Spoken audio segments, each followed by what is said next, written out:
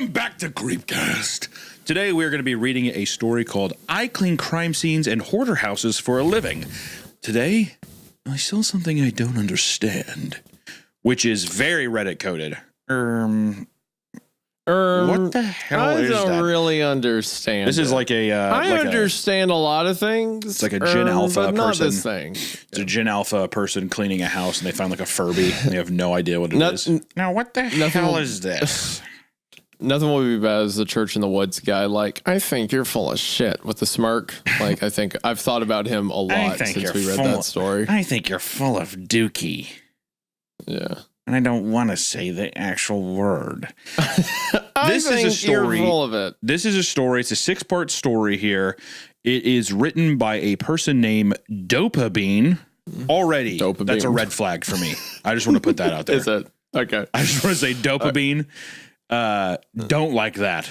All right. Dopabean does feel like a Reddit name, but they seem to be a pretty well accomplished writer online because they have a series called the North American Pantheon, which has its own subreddit and a lot of followers that, according to the description of it, is about gods, monsters, and other inmates at the world's premier prison for supernatural beings fight staff system and each other while attending mandatory therapy.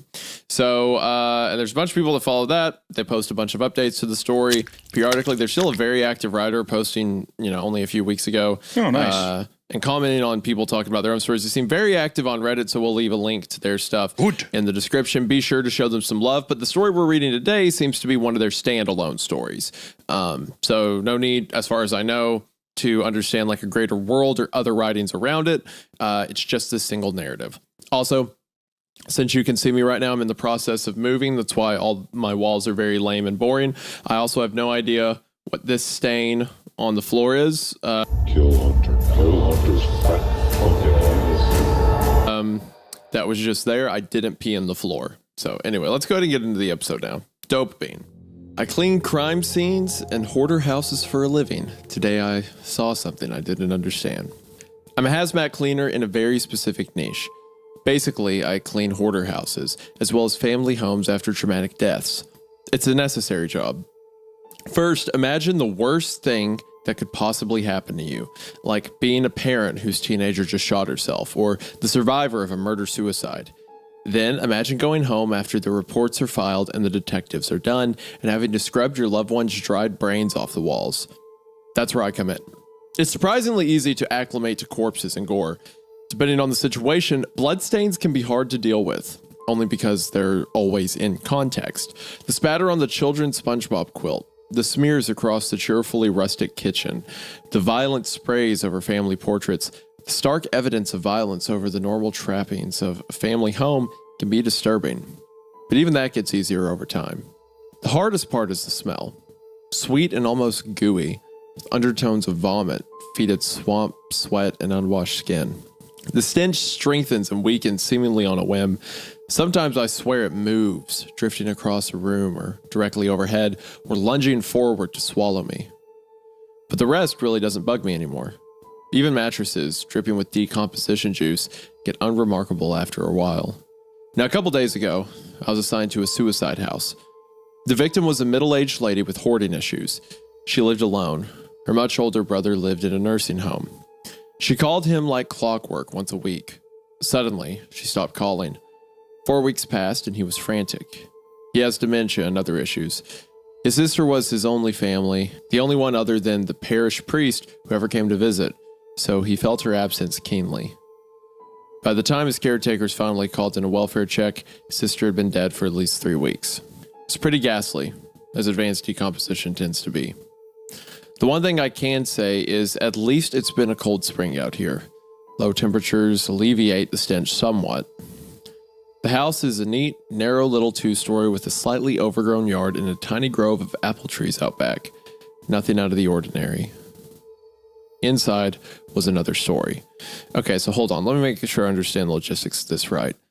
It was a lady who killed herself, and her older brother was in a nursing home, and when she didn't call, he got afraid after a few weeks, and then called called a caretaker, right?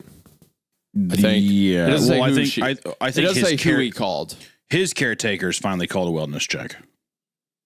Okay, so she took her own life. He was the one that got suspicious in a nursing home, and that's where the call comes from. Okay, I see. So she lived alone in a hoarding situation, and that's where she took her own life. Got it. Okay.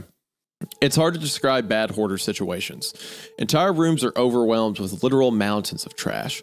Clothes and stuffed animals, books and papers, cheap gas station figurines, cat litter, dead animals, old electronics. The list is endless, and somehow it all looks the same.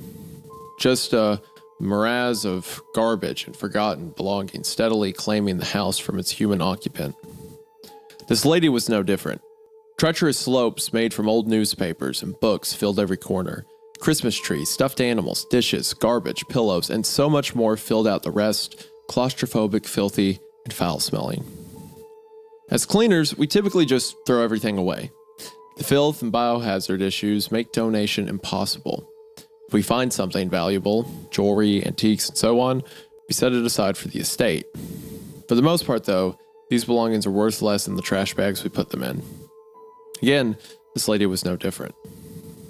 It took 2 days to clear a path to the back of the house, and 3 days to actually empty out the rooms.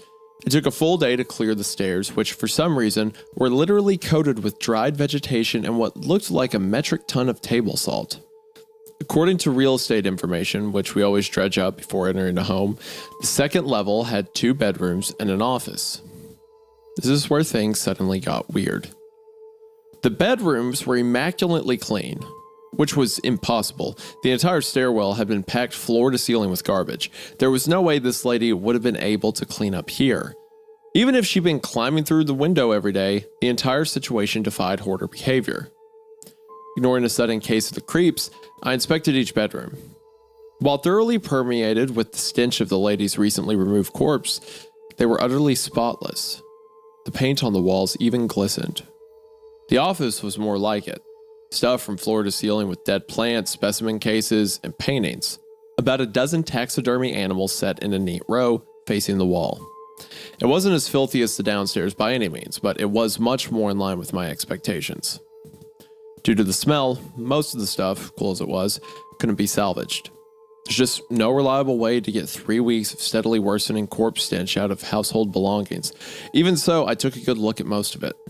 I'm an amateur zoologist, though I was going to be Steve Irwin when I grew up, majored in biology and everything. So this is where it gets awfully strange. First, the specimen cases. These are the small glass displays, usually around 12 by 12 inches, that people use to pin dead bugs and blossoms, like butterflies and beetles. Now, these things were definitely bugs, but they weren't normal. For example, one was a coppery caterpillar with a flat, almost humanoid face. Pinkish skin, wrinkles, eyelids sinking down into empty sockets and everything. Another was this arachnid thing with a bluish crab-like body and a single desiccated eye peering up from the thorax. Yet another looked underdeveloped, almost fetal. It had wrinkled, sage-colored flesh and long ears that reminded me of a basset hound. At this point, I was pretty sure I'd stumbled on some eccentric lady's collection of gag gifts.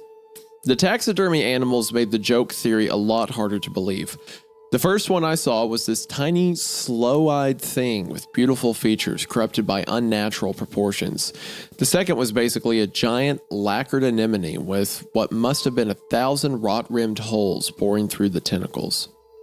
The worst looked like a person with a frozen, open-mouthed smile that spread to its ears and 5 glassy eyes arching over the lip. By this point, I felt paranoid, even frightened. This wasn't right. None of this was right. A typical hoarder house on the first floor blocked off from a pristine, empty second floor? And what were these things? Sophisticated fakes? Somebody's forgotten art installation? How did these things get up here? And how are they all so clean? Because I was no longer sure if these items qualified as garbage, I carefully sorted and stacked everything. And I got started on the walls. Paintings cluttered every inch, literally fitting together like puzzle pieces. Most were more or less unremarkable, if cool looking.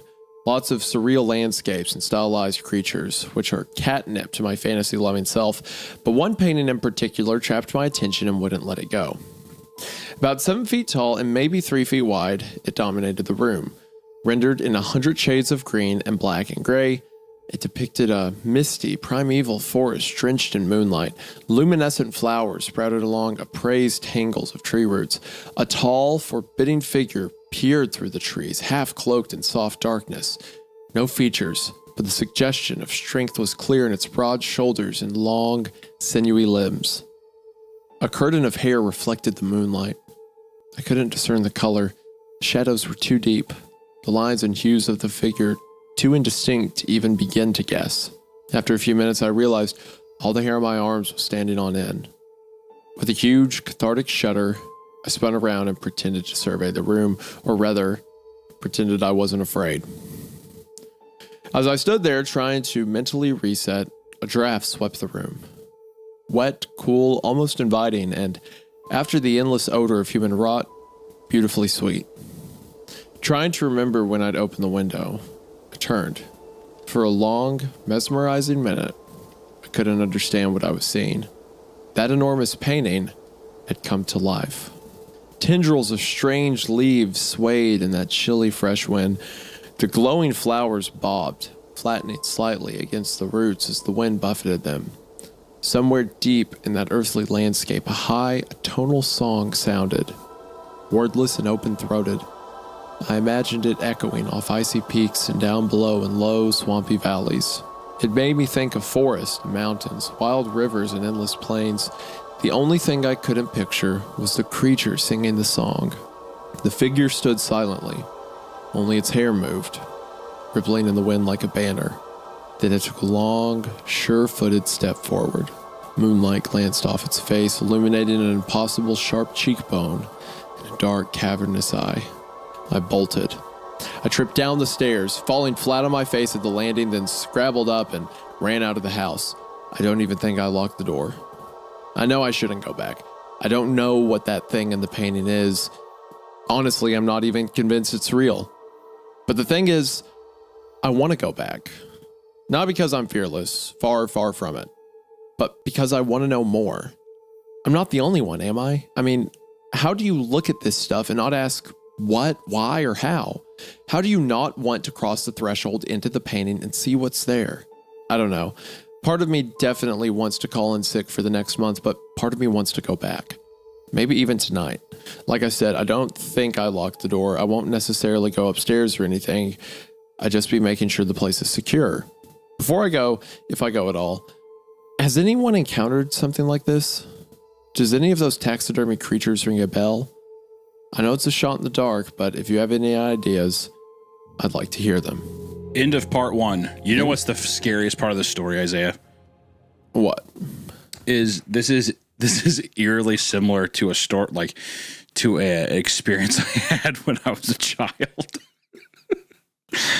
When I was a kid, I had this Mark McGuire Got Milk poster on my door, and I could have swore one day he like flexed and winked at me, and it scared the fuck out of me. And I had to have my mom come in and take the poster off my wall, off the back of my door, and it makes me think of that. What? You had a Mark McGuire poster? Yeah, like Got Milk poster. Mark remember McGuire, the Got Milk baseball campaign? Player? Yeah. Why were you a big baseball kid? Oh yeah, I still love baseball. Okay, all right. So, okay, so they had a Got Milk picture. You have to see this. I'm looking. You have to look at this deal. Okay, Mark McGuire for youngins out there. Hold on, I see it. Yeah, with the baseball. Yes, this was literally on the back of my on the back of my door, and I could have swore one day he flexed. Well, he's already flexing in the picture. Yes. Well, no. Well, barely. I mean, I'm saying He flexed more. He let the guns really sing. Right, is what I mean. Okay. And then I thought he winked at me. Like he like smirked and he winked at me. I freaked out, and I had my mom come in, and she had to take the poster off my. Take the poster off my door. So when he's like, oh, the painting came to life, I was like, this is if Mark McGuire steps back from behind this tree and he has a baseball bat and he crawls through, I'm like, you know how fucking horrifying that'd be? Or even if it's like, yeah, there's a Got Milk poster and then Mark McGuire crawls through that. Basically, just I'm wanting the antagonist of the story, or I'm going to just picture the antagonist being Mark McGuire. I guess is what I'm saying. Yeah. Okay, so I was gonna say I really like the writing style. It's thus great. far. This is great. And to get off the Mark McGuire thing, I apologize. I thought I'm brain dead. I don't know what I'm supposed to tell you. When people go into doing these cleaning things too, I'm surprised.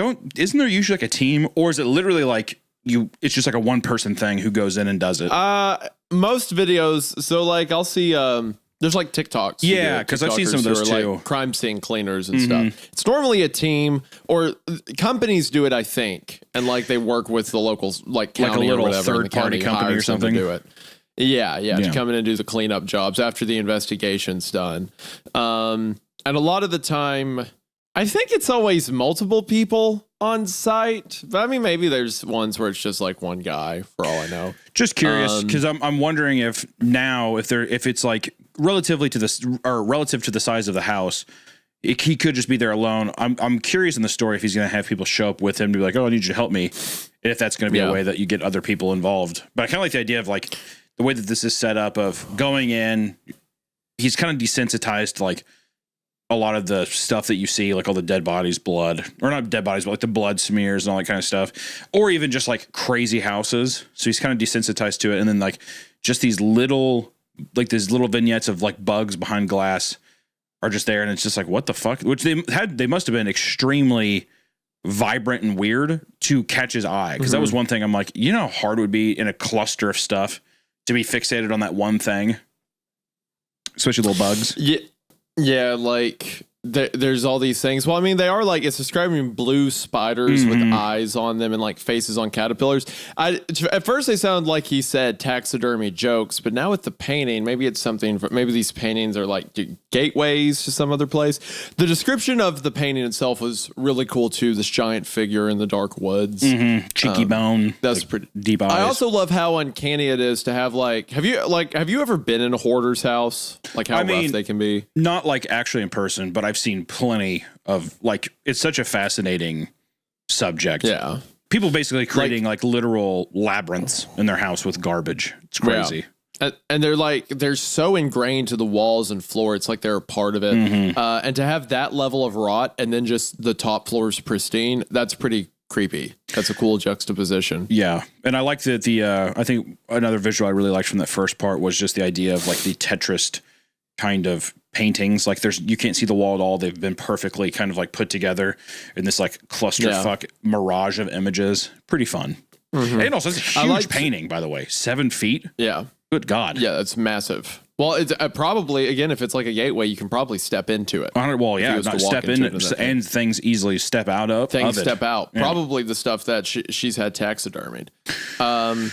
There was this short story I wrote, I think in college. It was called Ozymandias because I was very cool and edgy. But it was about this woman who, like, it was an old lady that everyone in the community liked, but she had a hoarding issue. And, like, no one knew it, not even her daughter. Until one day her daughter sends her kid, so the woman's grandkid, to come stay with her for a weekend, and then the grandmother wakes up one day and can't find him, so they have a huge search. Eventually, the daughter comes over to the house, finds out that her mom's a huge hoarder, reports her to the police. The police search the house and find that the kid had been crushed under a pile of trash that had fallen over on him. Yeah. That's what killed him. So, I was very happy and normal. Yeah. I was just saying, this was one of my feel-good stories. This is one of those little slice of life things. I liked this setup too, Isaiah, because you have like a surrealist nightmare thing, which it's setting up to me, which I don't know if we're getting, not to get too off topic here or anything, or not off topic, but veer too heavily into like speculation. But I like the idea of going into someone's house. They're clearly mentally not well because they're just like, they're hoarder. To then you set up this catalyst of like this surrealist painting thing of something coming through that could have been the start of this person's insanity, or basically having them. This is like the reason why. I like that. Right. Like, and will this affect our narrator moving forward in his own? You know what I mean? Like, will it drive him fucking crazy too? It's a great part one. It's a very good part one. Also I like it. short and punchy. Yeah. Yeah. All right. Well, with that, let's get into part 2.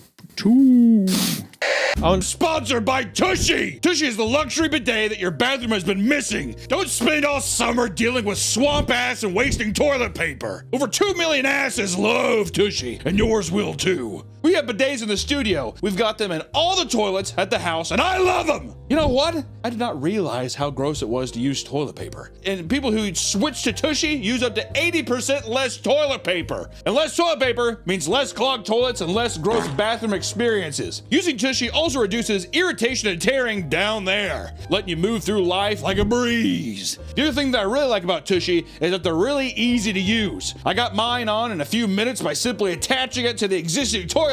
No additional plumbing or power tools needed. Keep your swampiest body parts fresh and cool. For a limited time, our listeners get 10% off their first bidet when you use code CREEPCAST at checkout. That's 10% off your first bidet order at HelloTushy.com with promo code CREEPCAST. Thank you, Tushy, for sponsoring this episode. Now back to the episode.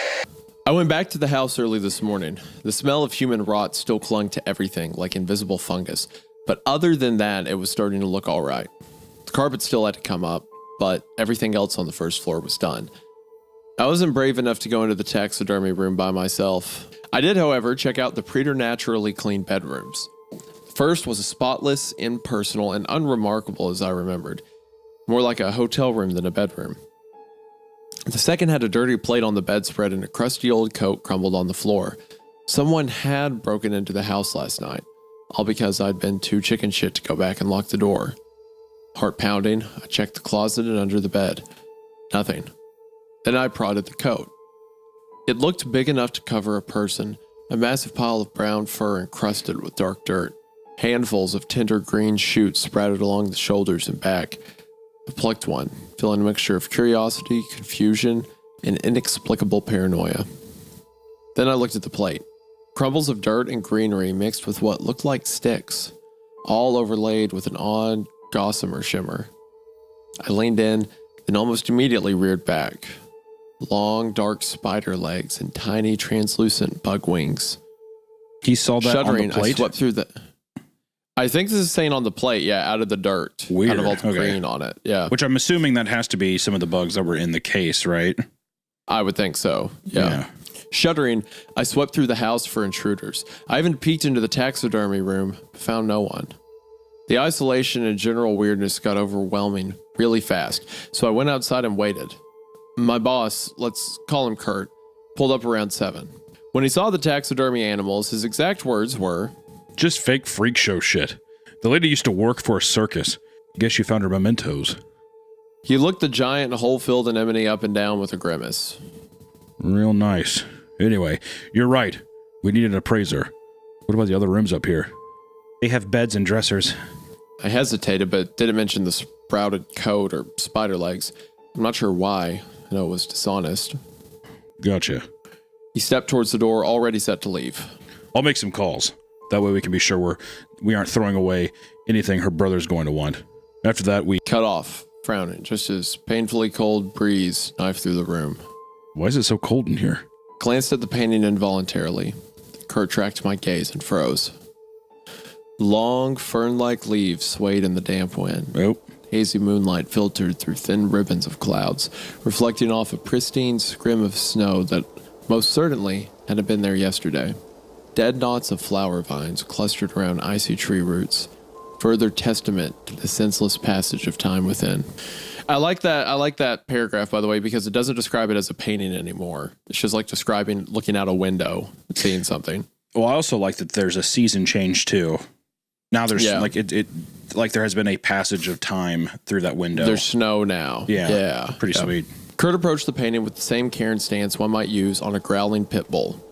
I wanted to stop him, but didn't quite dare. Not like I could do anything, anyway.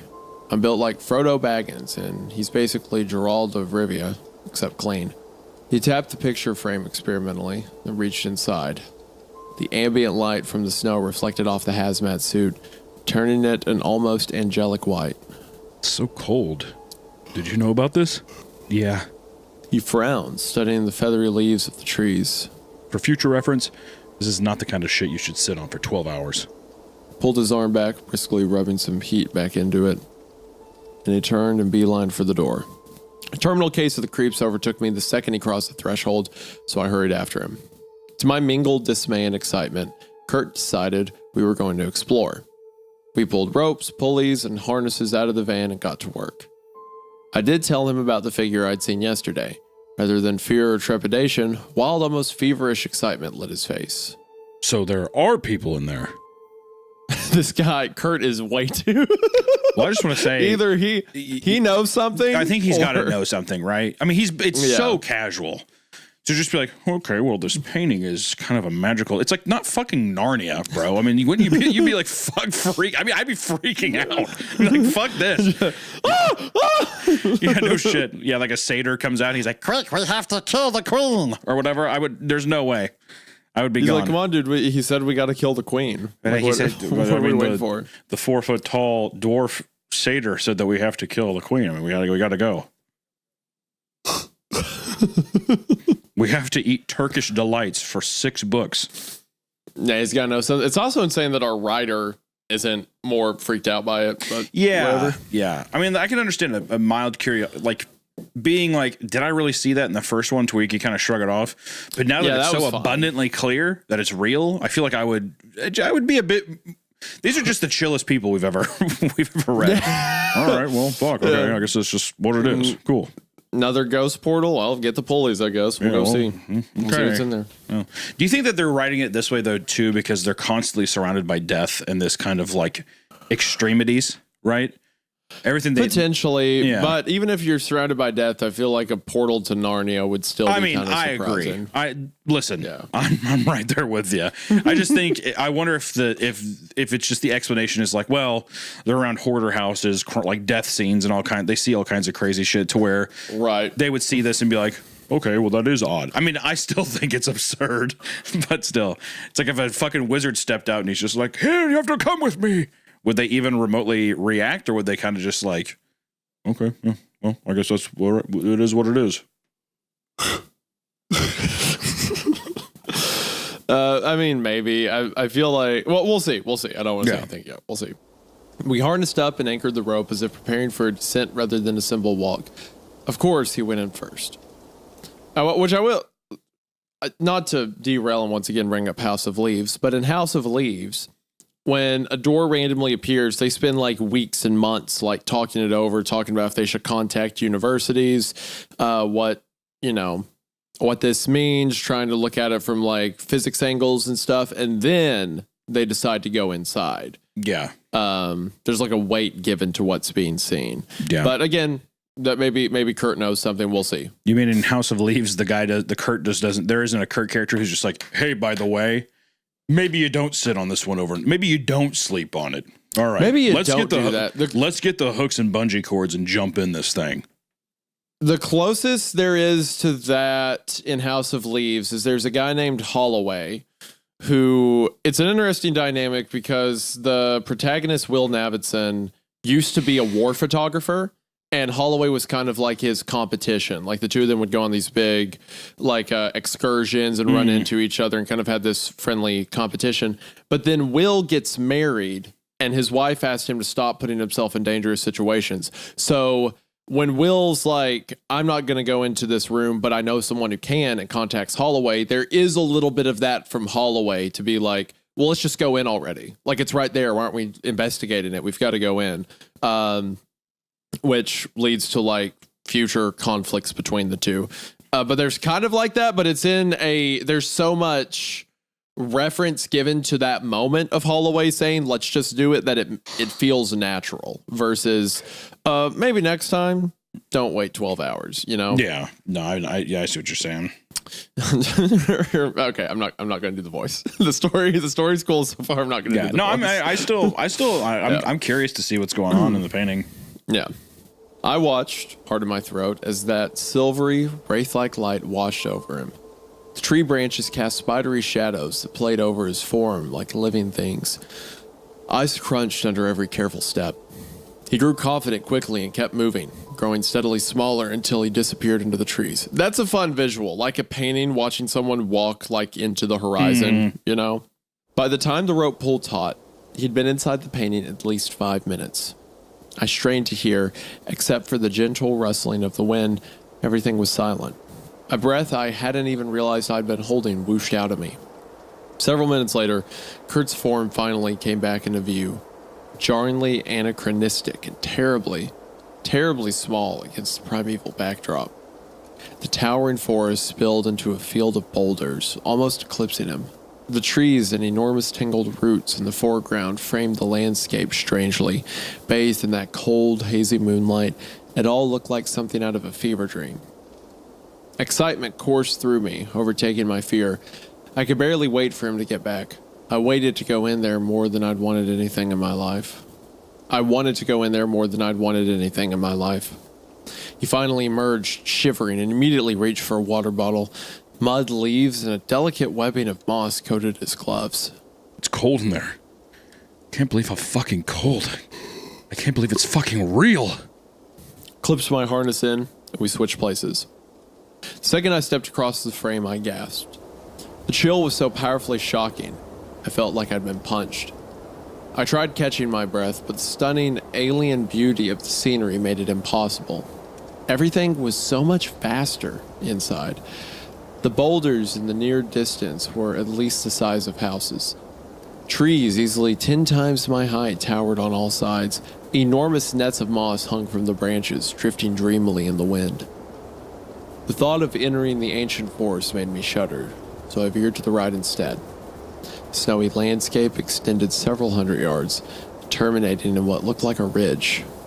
I walked briskly, trying to ignore a highly uncomfortable, unnerving sensation. It felt like my muscles weren't contracting correctly. It's hard to explain, but you know how whenever you breathe or take a step, everything contracts, then expands? It's like I was stuck in that expanded state, like my body couldn't tighten up again, leaving everything unnaturally loose. Wind strengthened dangerously as I tromped towards the ridge. The snow seemed odd, possibly refrozen, crunchy, thin, and deceptively slippery. I moved carefully, steering clear of crystalline rocks and the occasional struggling sprig of greenery. I searched the sky for stars, but the dreamy haze created by the moon reflecting off gauzy clouds obliterated whatever constellations there might have been. Steadfastly ignoring the unsettlingly boneless quality of my movements, I made it to the ridge. Straight down a sheer, rocky slope, glittering with ice and deep blue veins of crystal, set a dark valley. Nestled in the center were labyrinth ruins dominated by a looming black pyramid. Arranged in weathered steps, it looked both inexpressibly ancient and eerily futuristic. The side facing me reflected the sky like a hallucinatory collection of enormous silver mirrors. The rest of it was indistinct shadow. It looked alive somehow, like sentient darkness masking itself in a facade of light. At the very top of the pyramid stood a tall, thin figure, face turned to the sky. Long hair whipped wildly in the wind, bright and filmy as the clouds overhead. A heavy gust of wind shrieked past, buffeting me dangerously close to the edge. I turned sharply and hunched down, hurrying back to the house. Temperatures dropped as the winds grew, and soon enough I was shaking. Ice and moon and bright snow mingled together, creating a glistening, dreamy atmosphere. Tree branches groaned as the wind tore their delicate nets of moss away. Somewhere in the distance, opposite the pyramid, that strange, atonal song echoed. My bones and muscles felt looser than ever. The vibrations from that voice coursed painfully through my body, and for a few delirious moments, I was afraid the frequency would rupture my insides. Finally, the warm, mundane glow of the taxidermy room appeared among the trees. I caught a glimpse of Kurt's face peering around the edge, and I rushed inside. After the bitter chill of the painting, the room felt dangerously, oppressively hot. What did you see? I described the pyramid as best I could, as well as a slender, long-haired giant gazing at the clouds. What about the thing making the sound? The song continued to echo in the distance, brimming with emotion I felt too insignificant to comprehend. Did you see it? No. Kurt started pacing, all the while staring nervously at the painting all the while. Have you put all these things on the manifest? Yeah? Redo it. Take it all off. Kurt, what? What's your solution? You really want to put this shit up for auction? Don't know about you, but I don't want to end up shot by a fucking Men in Black or something. paused, took a deep, shaky breath. Tell you what, I'll take care of the manifest. That way nothing's on you. All you have to do is just keep your mouth shut. We're done with this house in a couple days. You don't have to worry about it anymore. Panic and anger exploded. No, you don't get to take it. His eyebrows crawled all the way up to his hair. My insides instantly withered, but I held my ground. I found this painting. I could have stolen the damn thing and he wouldn't have been any the wiser. He didn't get to steal it from me. Kurt's expression smoothed, and to my surprise, I saw a hint of relief. Not like I want to do it alone, kiddo. You looked scared there for a minute. Thought you didn't want anything to do with it, that's all. Well, I do. Good. He peeled his gloves off and absently scratched his palms. We'll leave it here till we clear out on Thursday. Give ourselves some time to figure out what to do with it. Sound good? Yeah. I answered because there was nothing else to say. We spent the rest of the day pulling up the carpets downstairs. He wasn't scheduled to help me today, but he understandably wants the house clear as soon as possible. I'm not complaining. At this point, it looks like I'll be getting paid to explore an alien world. Kurt cut the day short after developing a pretty ugly allergic reaction to the filth under the carpet.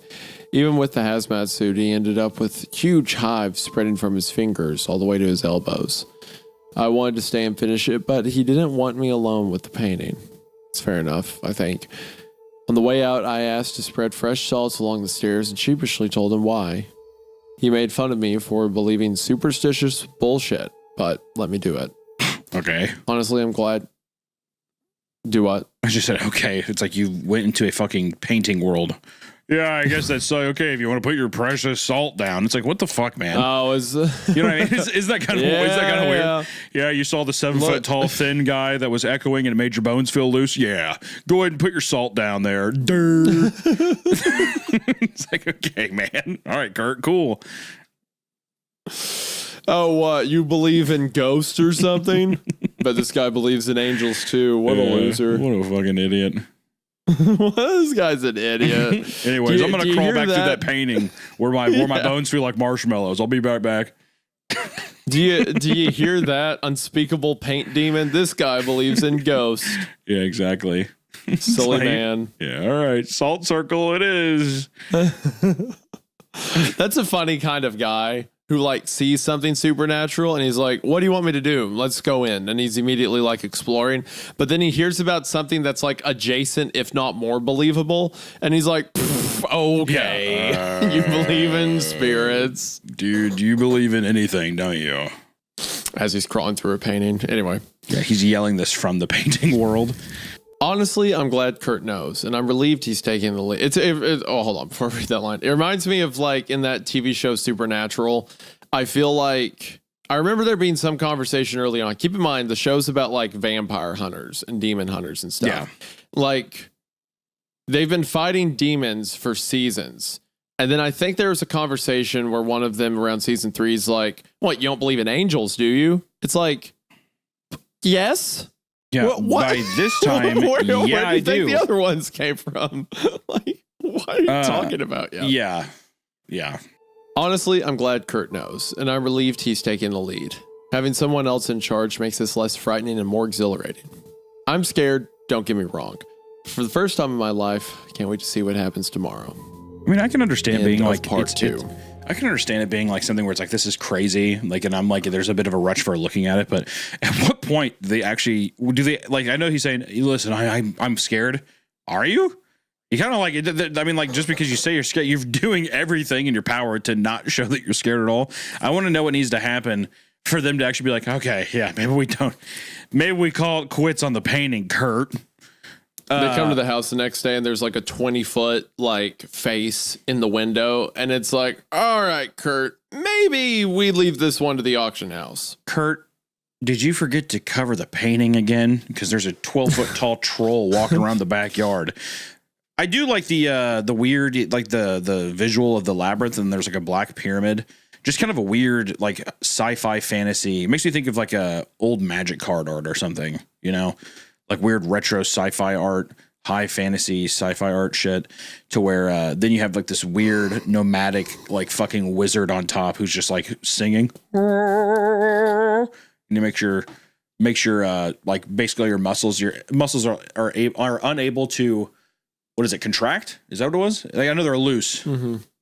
But yeah, just kind of weird. But that person has to be the one that he saw the day prior, correct? Yes. Yeah. And also, let's keep in mind that this person looks like famous baseball player Mark McGwire. I legitimately, when I'm reading this, I'm telling you right now, it's not even a conscious effort anymore.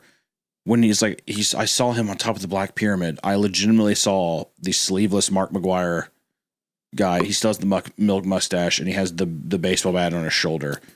And I'm like, is that not actually just fucking horrifying? Thinking that Mark McGwire is in this painting. That's where he's been. Yep, that's where he's been. He's been waiting for you, Hunter, and now he's here.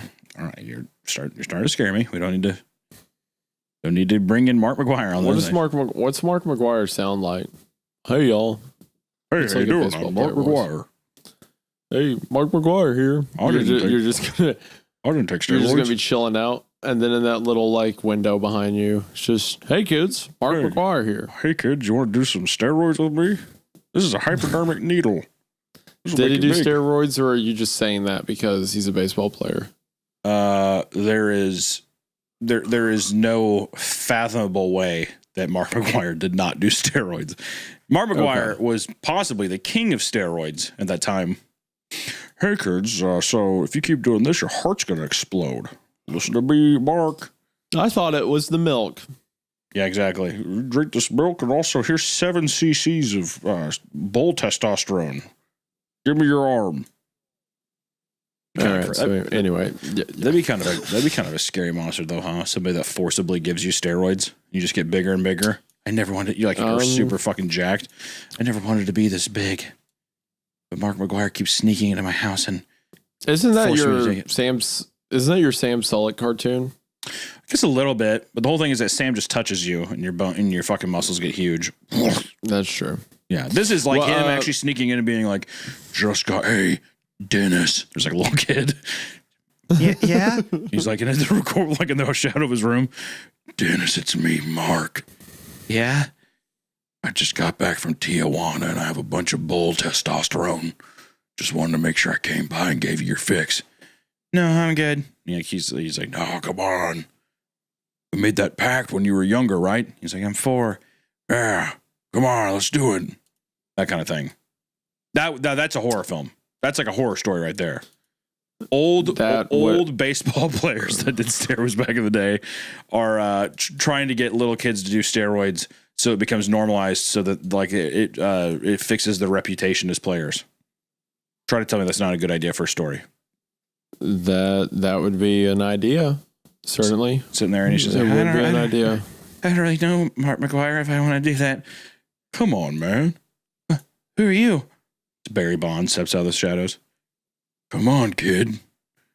Just a couple cc's, couple more cc's of bull testosterone.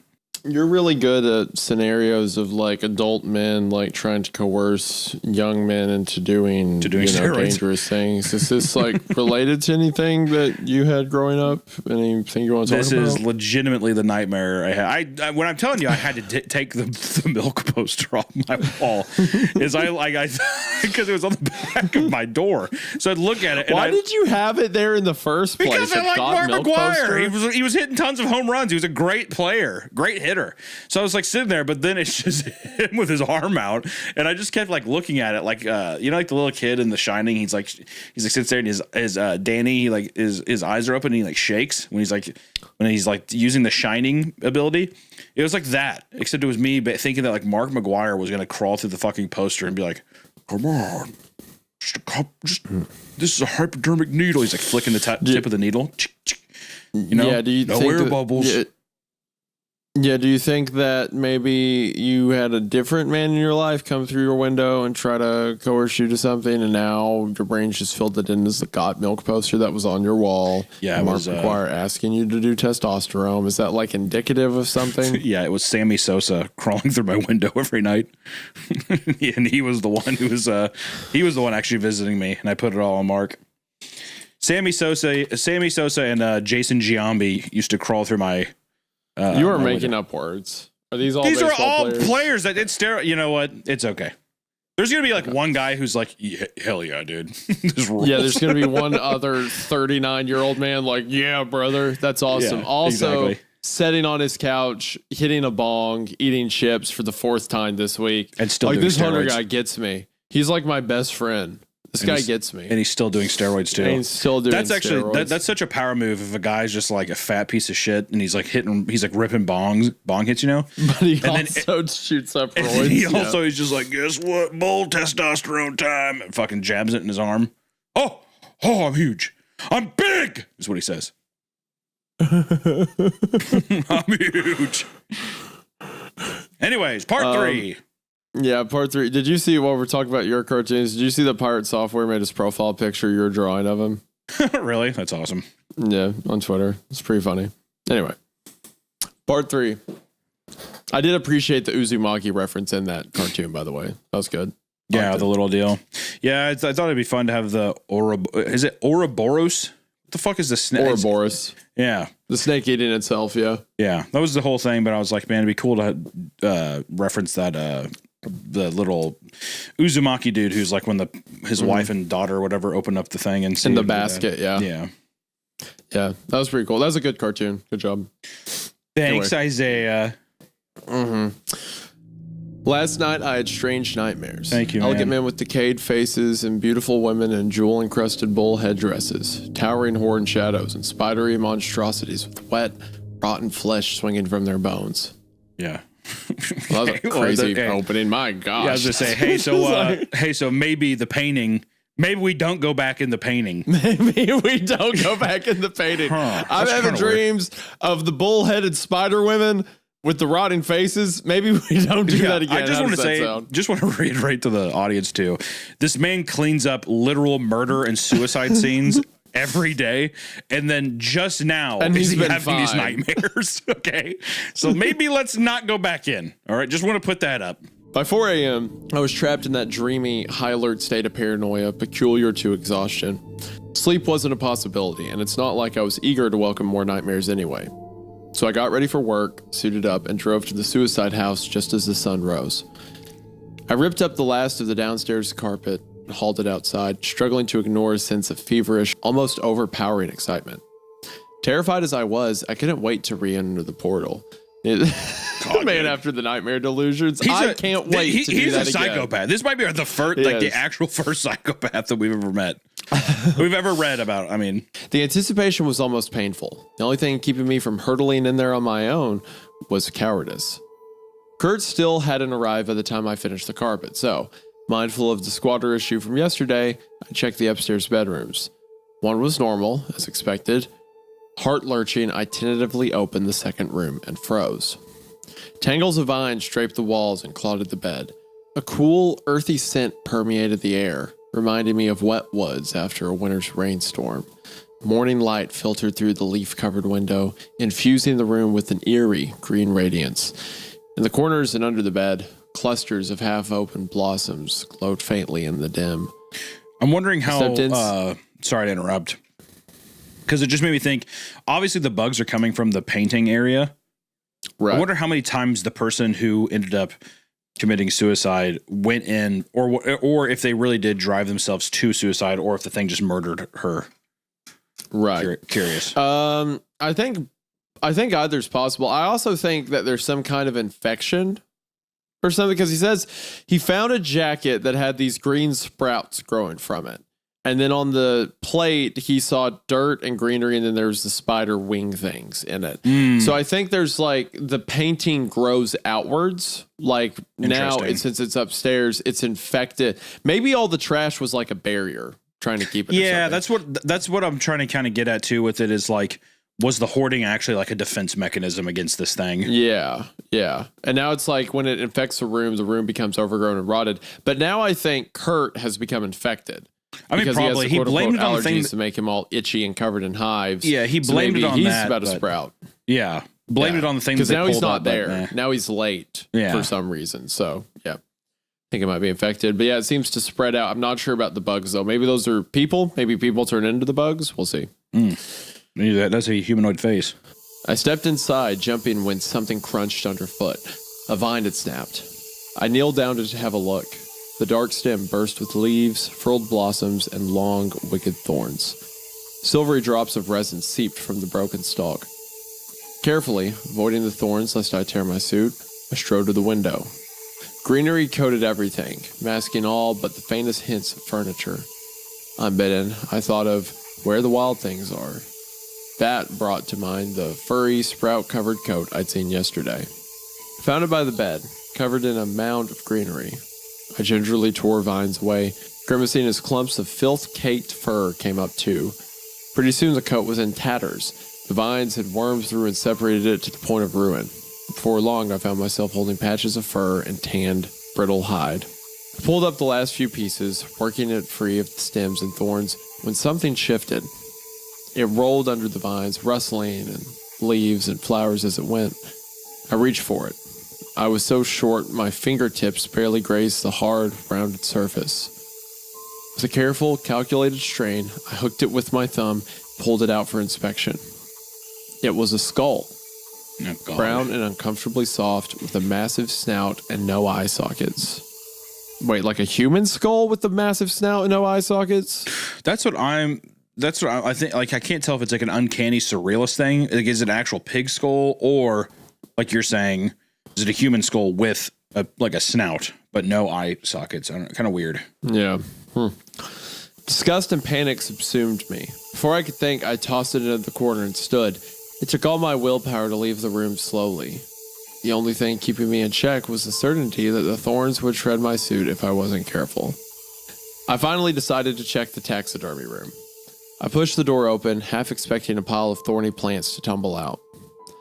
The window here faced away from the sun, leaving everything shrouded in shadow. Even in the darkness, something felt terribly wrong. I studied the room for several tense moments before it hit me. The taxidermy animals. Yesterday and the day before, they'd been neatly arranged against the north side of the room. Now they stood around the portal facing the door. The five-eyed humanoid with the wide mouth took pride of place, positioned directly before the painting. The long-haired figure had returned to the frame, rested on its haunches, poised like a sprinter about to take off. Shit. I slammed the door and ran downstairs, struggling not to hyperventilate. Salt crunched unpleasantly under my feet. The way the house trapped the thick, syrupy morning light reminded me of my nightmares, all shades of orange and gold and red. I ran outside. The door clattered loudly behind me. Across the street, a blonde neighbor lady stopped and stared. I avoided eye contact and pretended to busy myself with the equipment in the van. My hands shook as I struggled to calm myself. It was 7:30. Kurt would be here any minute. He'd sort shit out, one way or the other. Just a few more minutes and Excuse me. I whirled around. The neighbor woman reared back nervously. I'm sorry to bother you. I just got back into town.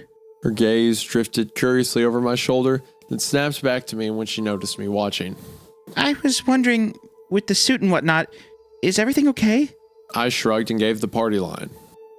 I'm with a cleaning company, ma'am. I don't know anything about the situation. Oh. Her tone turned mildly aggressive. It's just that I spoke with my neighbor about a week ago. I just thought that he would have mentioned a cleaning company. She looked my hazmat suit up and down with a tight, meaningful smile. Especially a serious one like yours. A week? Kurt said the occupant had been dead for almost a month before anyone found her. But this lady had spoken to her a week ago? And what was this about a male neighbor? Ma'am, I'm sorry. I'm just an employee. I can show you my credentials, give you my boss's number, but... She backed off immediately. No, it's fine. No worries. Just a little concerned. We're tight knit around here. I waited until she crossed the street, then called Kurt. He didn't answer. Maybe he was driving and he only lived 15, maybe 20 minutes away. He'd arrive any second. Half an hour passed before I gave up and went to his house. Oh, God. When I got there, both his vehicles were in the driveway. He didn't answer the door, so I tried the knob. Locked, of course. Kurt? Fighting a surge of panic, I felt around for a spare key. I found one tucked into a crack in the door frame. Took a minute to pry out, but it fit the lock just fine. Kurt? It's just me. He sat naked and cross-legged in the living room floor, right in the middle of the light streaming through the window. He looked up at me. Sunlight threw his features into sharp relief and turned the beads of sweat on his face to diamonds. Stay there. Man, shut up. I looked him over, horror building in my chest. My gorge rose. Holes. A hideous trypophobic nightmare spreading from his biceps to fingertips. Hundreds of them. Small and dark and round like termite burrows, all rimmed in red, welted flesh. They don't like the sun. They think it kills them. My stomach heaved. Kill what? Have a look. Bruisey bags puffed out under his eyes, making him look 20 years older and terribly sick. Keep your suit on. I knelt beside him and forced myself to look.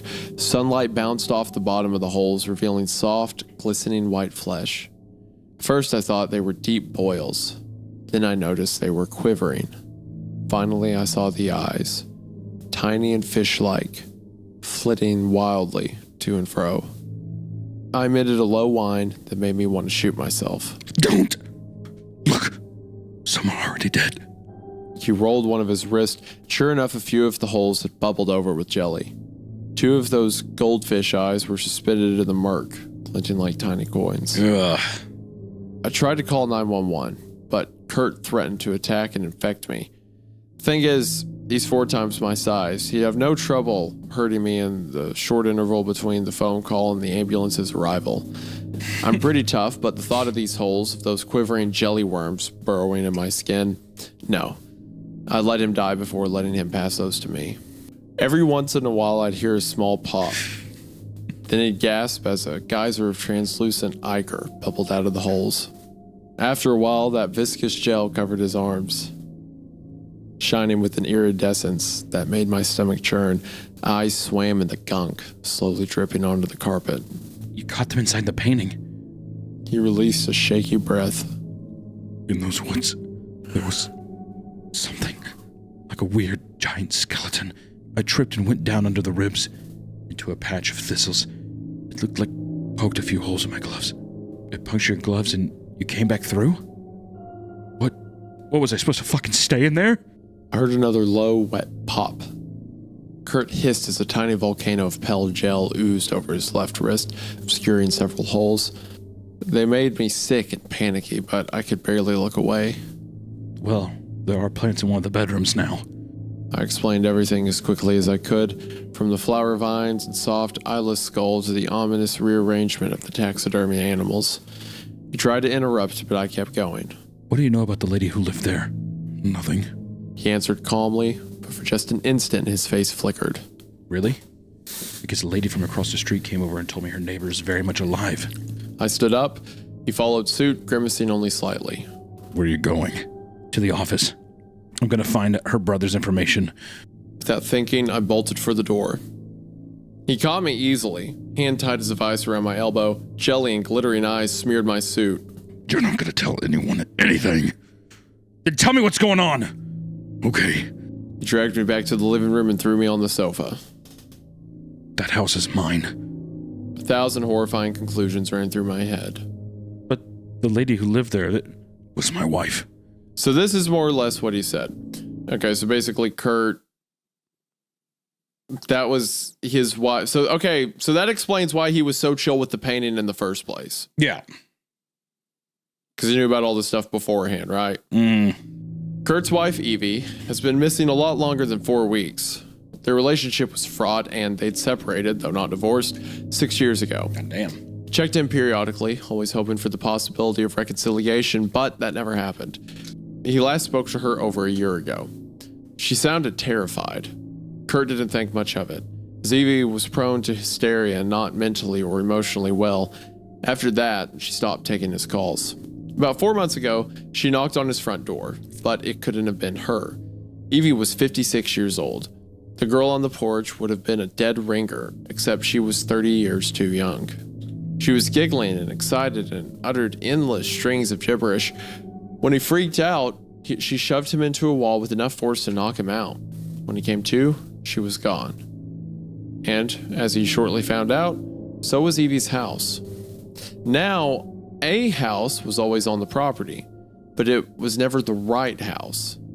Every day, Kurt saw a different structure and a different occupant. He saw everything from tacky Tudor-style condos to low-slung sprawlers to wood cottages, and once a turreted blue monstrosity. Finally, just a couple weeks ago, the house reverted to the neat little two-story he'd bought for her after their separation. He broke in and immediately reared back, gagging from the overpowering stench. He found her sprawled on the living room, liquefying corpse slowly bonded into the carpet. When he checked the house afterward, even going so far as to use the ladder to peer into the upstairs window, he found nothing strange. Certainly no taxidermy monstrosities or trans-dimensional portals. The house hadn't changed since, but the weird specimens and awful painting appeared recently. He's afraid this means the house is about to disappear again. Fine, just fucking dandy. Why the goddamn hell would you involve me? I couldn't go in there after seeing her like that. I sense deception here, maybe an omission, maybe an outright lie. I couldn't tell and didn't have the presence of mind to pin him down on it. Instead, I angrily blurted, Why'd you tell me she worked for the circus? She did. The house is the circus. What? so I... Oh, well, he's being... He like Kurt's being cute. Yeah, he's being like, cute. she but did. still. That house is a circus. Yeah, it's like, well, you're full of bugs now, idiot. You're full of giant glass worm bugs. Take and me I'm to the standing here in a painting. hazmat suit. Why Yeah, don't well, I at least- shoot you in the head and then burn that house down? That sounds like the best outcome for any of us. Well, at least I don't put salt circles on the floor. Okay, all right. Well, yeah. Big talk coming from the guy who probably killed his wife and needs me No. to think it's a suicide. So. No, at least I don't. Never mind. Okay, you hear that? You hear that? That's the worms in your skin. Yeah. Idiot. I think there's How's it feel, butterflies worm growing face? in my brain. What's that? Sorry, I couldn't hear you over the worms in your mouth. I hate you. Yeah, that's the honest reaction. that's the actual honest reaction between it. I don't like you a lot. I'm glad this is happening to you. Yeah, worms. Worms. So I don't know if you know this, but circus has a definition other than the clowns and elephants variety. Circus is a sort of open public space where several avenues converge. Circuses, I would describe that as like an intersection, not really a circus, but sure. Circuses have been the crux of his last phone conversation with Evie. She sobbed that she was tired of the circus, that the circus wanted too much, that she no longer knew what to do with the circus. So what's the goal here? I made my voice deliberately callous. You own the house. Why don't you just burn it all down? Because. He cut off, hissing. A series of unwholesome pops filled the room. Fluid erupted from a dozen holes in his arms. He grimaced. Because that girl, whatever she was, wasn't my wife. She was too young. I think Evie might be alive. In the painting? Through the portal. He corrected. He spread his arms. A rain of jelly pattered to the floor. I didn't want to involve you, but I can't do this alone. Sure you can, I thought bitterly, but I didn't say it because you know what? I can't get the idea of the circus out of my head. An untold number of avenues from different dimensions and realities converging on a single unremarkable spot in the West Coast's grossest mid-sized city. In that bitterly cold, beautiful world full of luminescent moonflowers and trees draped in breathtakingly intricate nets of moss, and the labyrinth, of course, that dark labyrinth with the black pyramid at its center. I will never have a chance like this again. Never in my life. Okay. What do you want me to do? Lay in the yard for a while, in the sun, just in case these things are on your suit. Then go home. I'll call you when the infestation's dead. I did as he said, lingering in his yard till sunset. I checked on him one more time, still stretched on his living room carpet, squeezing fluid from the sickening holes, and went home. I've been waiting for him to call ever since. I hope his infestation's done. I know I have a lot of other things to worry about, but I can't stop thinking about the holes in Kurt's skin. It's great that sunlight kills them, but I'm scared of what will happen in the dark. Margaret? End of part 3. Margaret? Yes? Do you see that man in the hazmat suit laying down flat in the yard? Across the street, what is he doing? Just like just a man in a hazmat suit lying there begging the sun. I'm not sure. Should we check on him? No, let's just lock the door. Lock the door, Margaret. So the pops were the worms exploding Yeah, periodically? like the little gel things be like, and coming and popping out. Yeah, of it. yeah. Like it's like the pressure boiling. Right. So I don't know if I didn't catch this, but who was the younger person then?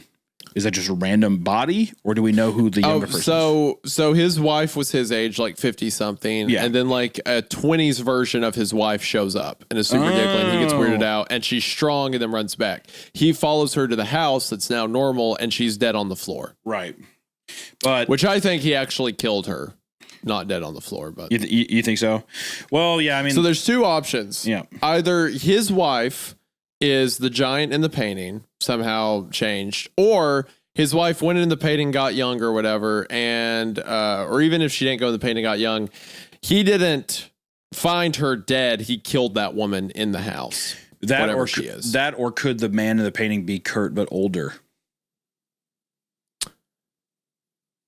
Because the giant in the painting, I think they've made pretty clear as a man, right? Could the man be older? Yes. Could be. Just I think something that's of possible. if yeah. I mean, I'm just trying to think here because there's a couple different things, but right now, essentially the halfway through, because now we're on part 4. So the halfway point is them basically being like, I think my wife's still alive in there. We need to go in and get her out, whatever. And now our main character is even just like, well, I'm just going to help. Not really because I give a shit about the wife, but I just want to see this like kind of astonishing thing. One like just again and again, he's becoming obsessed. Kind of drawn in, just like this like weird fantasy grim obsession forming from that black pyramid. Yeah. Yeah, It's fascinating. I like the premise so far. Very fantasy, very cool. Kurt's kind of a douche. He is, but now he's full of worms, so I think he gets it. Is the popping sound the worms popping randomly? I think From that the sunlight? no, I think it's like the gel or like the whatever goo is in the deal, like popping out, like is what I thought it was. I see. I gotcha. Okay. Cool. All right. Well, you ready for part 4? Part 4. By midnight, I still hadn't heard from Kurt, which was surprising. I've been doing extremely well for a man whose arms look like fleshy honeycombs, and I expected him to check in periodically, only to let me know he was still alive.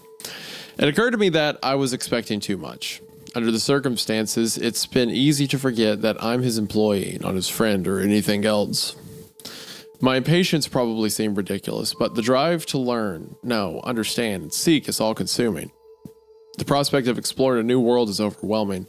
I wanted an adventure so much. It's what I've wanted my entire life. Then there's Kurt. He's a good guy, and I care about him probably more than I should. I want to help him. And feelings aside, I have no way to explore this new world if Kurt dies. Do you believe that So around 11:30. Do you believe that the protagonist actually cares about Kurt? No, I think he's obsessed with the painting. He just wants to go back. He's just like lying and telling himself like, I mean, I care about Kurt. Yeah, okay, just making sure. I care about Kurt. Conveniently, only when I found this multi-dimensional painting he had. Right. So around 11:30 on Tuesday night, I decided to go check on him. Opened my door only to find myself face to face with a stranger. It was a woman, copper-eyed and terribly pale, with a choppy, tangled mess of black hair. Chris, Yes. Kurt's at the circus. He needs your help. I trusted her for a second before every alarm in my body went off. I tried to slam the door, but she struck forward and wrapped cold fingers around my wrist. The second she touched me, her pallor warmed into a heartbreaking peaches and cream complexion. Dull eyes brightened and dirty hair turned smooth and thick. My own fear and panic evaporated, replaced with a single-minded objective. Help Kurt. I drove to the house with the stranger. The car didn't agree with her. Within moments, she was whimpering and vomiting, but I was so focused on my goal that she barely registered. When we got there, she grabbed my hand and walked me to the second floor. You're the only one allowed inside. Strings of vomit glistened on her chin. She pointed to the vine-choked bedroom. In there. She retreated as I threw open the door. Even in my mesmerized state, the room shocked me. It was nothing but a lush grove of vines, strided leaves, and soft, luminescent flowers. Okay, hold on. Who's this woman? That's what I was going to say. I don't fucking know. Like, It just introduced her. It's like a woman came up and said, you have to help Kurt. Now they drove. So am I to assume this is a woman from the painting? I'm trying to assume if that, what I'm wondering is this his wife? Is this actually his wife? Yeah, Yeah. maybe. Maybe, but we haven't got a description of her that have no description idea. matches to know that. Yeah. I was very lost. Why And I is was she just kind of hoping you throwing knew up what was so going much? on. Well, I don't know. I was like, what woman? Well, I guess it's his wife or the younger version of his wife. Maybe. I'm thinking that it's his wife and that she's throwing up just because I'm guessing that she's just as like sick or infected as he is from being in there, potentially. Maybe she like hasn't been in a car for a long time. Is what it's implying. Sorry, Since the fuck, car doesn't agree with her. I get motion sickness real bad now. Fuck. Yeah, just unrelated to anything is also motion sick. Yeah, sorry. This has nothing to do with the painting. I swear to And God. also, what's that whole part about? Like, so she has copper eyes. She's pale, mess of black hair. For one, I don't know what the story looks like. That's a bad thing. Sounds like my type. But then she touches him and says she gets a warm complexion, her eyes brighten, and her hair smooth. So like She she touching touches life? him and gets like ossified. Yeah, exactly. It's like she gets just like a Chinese Snapchat filter like goes over her or something like that. She's like, "Oh, you're the only one allowed in now." Yeah, I'm guessing because she has been devoid of life. I'm guessing from being in the painting, and now she is back, and then she I touches guess. life. I mean, I don't fucking know. I'm sure it'll explain more, but still, I'm glad Okay. you're lost because I was like, I have no idea what the fuck is happening right now. Okay. I entered. Kurt? Vines crunched under my feet. I winced only slightly as a thorn tore through the sole of my shoe, punched a hole in my heel. Jesus. Blood gushed, soaking the sock and dripping through the hole. I shook it irritably, vaguely satisfied as drops pattered against the leaves and petals. Flowers flared brightly where the blood hit. The light swiftly spread from flower to flower, a multicolored chain reaction of bright blossoms. A shadow shifted in the corner. Relief flooded me and I ran over. Kurt, are you okay? The figure reared up. Glowing flowers illuminated an eyeless head that might have been bovine were it not for the teeth. I thought of the coat. Strange fur coat full of dirt and sprouts. Not a coat, a skin. But it had been dead. I'd seen and touched its skull. I'd pulled its hide to pieces. How was it alive? The creature lurched forward. Woody vines snapped under massive paws. Long, lupine teeth reflected the eerie light of the flowers. I turned and ran, slamming the door just as the creature pounced. It hit the door with a bone-shaking crack. I darted towards the stairs, stopping when I saw the girl. No longer whole and healthy, not even human. Leathery skin cascaded from her limbs, lumping and folding over itself. Her head was wide and flat, with 3 enormous eyes and a suppurating snub nose. I spun around and ran to the other room. It was locked. To my shock, voices and music issued from behind it. I pounded on the door, screaming, but no one responded. If anything, the music, soft, playful piping, got louder. The eyeless monster tore a hole in the other door and started to squeeze through. Once again, I lunged for the stairwell, but the girl warped, growing into a multi-limbed monstrosity. I screamed and dashed to the taxidermy room, locking the door behind me. Is there any way this The could muffled be the sounds of music. Yes, he could be the guy from the ship story. I had the same thought. Or no, as he no. screamed and ran. No. It's also sorry for I know I keep talking over you. No, you're good. I'm wondering if it's the neighbor. The girl. Yeah, I'm wondering just because the whole thing of like we're a tight knit community or like we're tight knit around here. I'm wondering if these people. It could be, but he also described her as blonde. Oh, that's true. So yep. No, you're right. I was like, well, unless she can like cover up her looks. Yeah, and that would maybe be- she can yeah. cover her looks. Yeah. I don't know what it is. There's also like the monster, like werewolf, eyeless plant thing that's Yeah. tearing through the door right now. I will say the flower kind of imagery pretty sick. It's very. It feels like Last of Us, like the mold, how it grows over the Yeah. infected in that game. It's was- like that, but with the vines. I growing was over it. thinking my mind immediately went to like Annihilation. Yeah, that's what I thought too. When it's Mm-hmm. like the eyeless thing stepping forward. Yeah, I love Annihilation, dude. That's an awesome movie. Great. So many good visuals in that, dude. Yeah.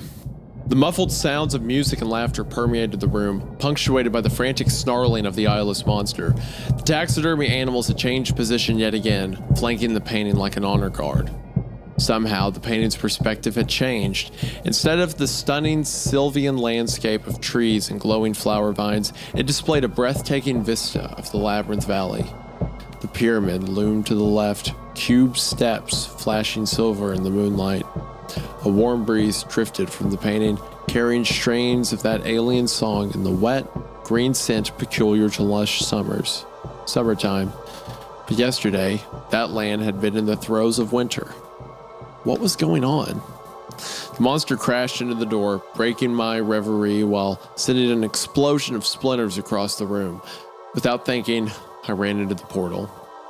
Humid, sweet-smelling air enveloped me. Soft tangles of grass and wildflowers carpeted the ground. Finally, I noticed the pain radiating from my punctured foot. My entire shoes squelched with every step, making my stomach churn. Ugh. The pyramid towered in nearby, ringed on all sides by a maze of massive walls. Awestruck, I started to slow down just as I heard a heavy, thudding gallop. I looked over my shoulder and saw the eyeless creature tearing through the grass. It ran low to the ground, long snout stretched outward. I sprinted toward the labyrinth and veered wildly to the right. An unbroken expanse of wall curved as far as I could see. Even through my fear, I marveled at it. The walls were smooth and richly dark. Carvings covered every surface, a mixture of unrecognizable characters and hieroglyphs. Finally, I saw a light ahead, soft and soothing green. It reflected off the walls like a beacon. Grimly ignoring the galloping monstrosity behind me, I put on a final burst of speed and ran into the entrance. The eyeless thing caught me just as I crossed the threshold, batting me down. I squirmed away, heedless of the sharp undergrowth prickling my skin. It caught me easily and swiped. Burning pain subsumed my wrist, followed by a cascade of slick, wet heat. Light erupted all around me, flowers again, blazing alive all around me. I cradled my injured wrist, shivering as blood streamed over my fingers. The monster thrust its snout against my throat. For a terrible instant, its teeth pressed into the soft skin. Then it pulled back, leaving a cluster of fur and sprouts in the hollow of my throat. I crawled to my knees, sobbing, and scuttled away. So I think it just infected him, whatever it was, Yeah. right? Also, it seems like wherever his blood, either wherever he touches or wherever his blood is landing, it's like It bringing lights up things the to life. flowers. Yeah, it's like the flowers are bioluminescent, but they need blood to glow, Yeah. which is a cool idea. That's a cool Yeah, visual. no, it's super sick. Very surreal. And like I said too, Yeah. even from the thing earlier of like the like weird black pyramid, like just this like weird fantasy, like high fantasy sci-fi type shit makes me think of that. Very much just the Annihilation thing basically. But yeah, no, it's sick. Yeah, it feels very Other Earth. Mm-hmm. Maybe it's like the whole old H.G. Wells story, The Time Machine. Yeah, How yeah. it's like they go to so far future, it's like a different planet. People aren't near. Maybe it's something like that. The painting takes you to like a far future. It's just like That's almost why like a there's, different people dimension aging or a through different it. reality or something. Yeah. It's like it's so impossibly far forward or backward that it's not even decipherable as Earth. That'd be kind of sick. Also, you Like know, remember the. What were you about to say? I was just saying, I love a nice, like, just pyramid visuals. When people like, just like the Black Pyramid, there's just something so sick about, like, just the pyramid visual and stories. I don't know. I'm always stoked on them. Dude, I've never wanted, ever since at one point in time, I was like, oh, I want to go visit the pyramids, right? But ever since I've seen so many different videos of, like, it looks like hell. Like, going there looks like, for a couple reasons. One, you're continuously harassed and like potentially scammed by people being like, oh, this way, trying to get you to come in. But also my fat ass trying to go into that tiny ass, like claustrophobic halls of that pyramid. No fucking way, dude. No way. I couldn't do it. It's a lot of cope from someone who really likes pyramids. They've got a That's few true. over there. God, you know what? They're a I'm big going to deal. do it. I'm gonna do it for me. The pale light illuminated it fully. A broad, bony crest lay atop its long snout, creating a sharp angle that somehow looked inorganic. Thin, brittle skin stretched painfully over its skull, splitting apart in several places to reveal the bone beneath. It didn't have enough flesh to cover its teeth or gums, resulting in a perpetual snarl. Its head was enormous, far too large for its low, muscular body. It tried to raise its head, but couldn't. The snout lifted several inches before plummeting back into the earth. That's sick. The monstrosity, that is pretty cool. It's like a giant bull head put onto a person. Yeah, it's like a, yeah, exactly. Almost like a fucking zombie minotaur is kind of how I'm reading it. Yeah. It's pretty sick. The monstrosity retreated suddenly, disappearing into the tall grass as a shadow swept across me. I turned around, already knowing what I would see. Sleek, long hair shone like glass. Inhumanly sharp planes created an angular, hypnotic face that was equal parts breathtaking and horrifying. He knelt in front of me. I kicked away, feet tangling in the long grass, but grabbed my hands and pulled me close. His skin glimmered strangely, moon-white and iridescent, comprised of a delicate overlapping pattern that reminded me of scales.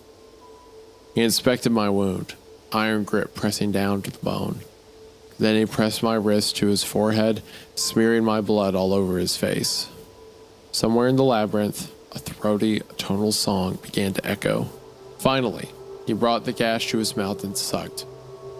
Agony immediately exploded.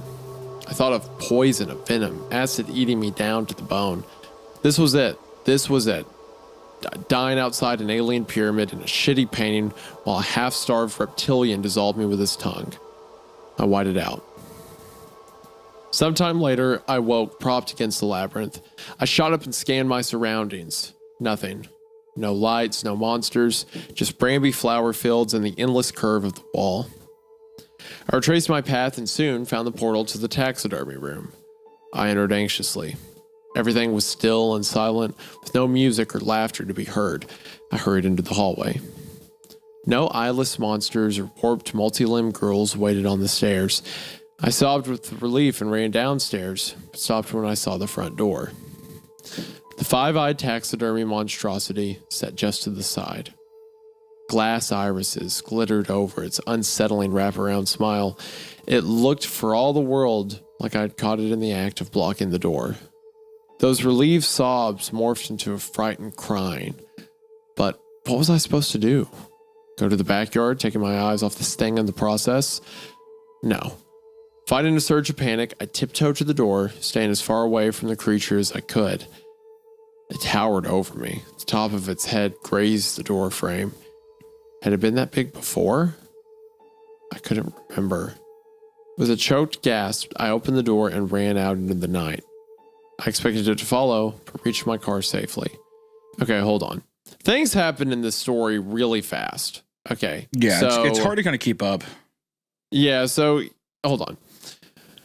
He gets bit by the werewolf, and then the giant thing seems to help him by sucking on it, right? And then he wakes up propped against the labyrinth. Shot up, scanned my surroundings. Everything's fine. I retraced my path and then found the portal. Okay. So he wakes up outside the labyrinth, walks straight back home. Everything's silent. And then he goes down those stairs. And then the taxidermy thing's now big. The one earlier he described as being in a 12 by 12 inch case, right? Yeah. But now it's huge. There was no it feels so weird too because there's not enough description of what's going on to where I mean you're right, it's like things are happening fast, but also there's just no, it's just like even if it was just something minor where it's like him traversing back through the painting and kind of like putting us back so we understand where we are, because like it's like half a sentence. Yeah. It's like the writer knows what they're talking about, so that's fine. So it's just like, well, yeah, I woke up in the labyrinth anyway. I'm back in the house. I'm going down the stairs. It's like, whoa. That's like someone that was who a big process to get there. It's a conversation where someone's like rehashing an episode to you, and they're kind of like they've seen it, so they know, but they're just like kind of giving you like bullet points of something, even though you're kind of lost on where you're at. That kind of idea. Yeah, and also it's like these are cool concepts. Like all the themes and settings stuff like that are really cool. I'm enjoying it. But it just needs a bit more fleshing out in those scenes. Along with that, and some of the spelling and grammar mistakes. Well, not spelling, just grammar mistakes. I feel like this is the first draft of a really good story. You know? Yeah. Well, yeah. It just feels like very, very, which is weird. I wonder how much of this too. Which actually, let's finish this part and then I can go into it. Okay. I thought immediately of Kurt. The warped girl had used him to lure me away. Maybe this meant he was dead. Maybe it meant something even worse. I had to know either way, so I drove to his house, struggling to suppress visions of limbs so full of holes they split apart. When I pulled up, I saw all the lights were on. I got out of the car, almost laughing with relief. That relief soured when Kurt opened the front door. I stopped in my tracks. He looked unwell. His hair lay slicked against his scalp, and his skin glistened under the porch light. My stomach clenched, but I approached anyway. Kurt? Sorry for stopping by this late. I just... Shh. Shushed me and beckoned. His movements were slow, almost clumsy. Where have you been? I've been trying to call you all fucking day. My skin prickled. Why? Are you okay? Just come inside. Now. An imaginary itch, dirty and pervasive, dreamed its way across my skin. But it wasn't enough to stop me. None of it was. Not the portal or the pyramid, not the eyeless monster or the long-haired man, certainly not Kurt or the deep, burrowing holes in his arms. So I went to him. Up close, Kurt's wet skin looked painfully weird. Far too smooth and almost slimy, like he coated himself in a thin layer of Vaseline. And his arms. The holes were gone. Whole, unblemished flesh, not only healed, but completely regenerated. Weird. I slowed to a halt, unwilling to march up those steps. I couldn't believe what I was seeing. Instead of the usual brown, his eyes looked coppery and somehow multifaceted. They weren't Kurt's eyes. With horror, I realized they weren't even human eyes. 100 tiny, shimmering discs composed each iris. The eyes of the parasites that have burrowed into his skin. Okay, that's awesome. That's super sick. That is so cool. See what I mean? It's frustrating because this story has some insanely cool visuals. Like he realizes the eyes are just the worms inside of him bundled together to look like an eye. And now they're like, come inside. I need to talk to you. But he's like, he's eaten out from the inside. That's so cool. Such a cool visual. Parasite Kurt smiled. Are you scared? That's awesome. That's great. My knees felt watery and terribly weak. My car was close, but would I be able to outrun him? Would I be able to run at all? Kurt's shoulders heaved and he started to chuckle. Then a voice, his voice, came both from inside the house and from the body in front of me. I'm scared too, but holy shit. Come have a look. Kurt, pale, sick, exhausted Kurt, appeared behind his shining doppelganger. They laughed in tandem, then waved me inside. Shiny Kurt's movements were clumsier, lagged slightly, but there was no doubt about it. They were moving together. I tried to run, but my knees gave out and I fell instead. Shiny Kurt helped me up, process leaving a glistening handprint of film on my arm. Come inside. Come inside. Come inside.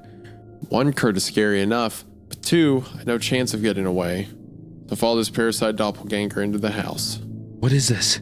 Kurt grinned with a surge of nausea. I noticed that his arms remained pocketed with dark, inflamed holes. The sunlight didn't kill them.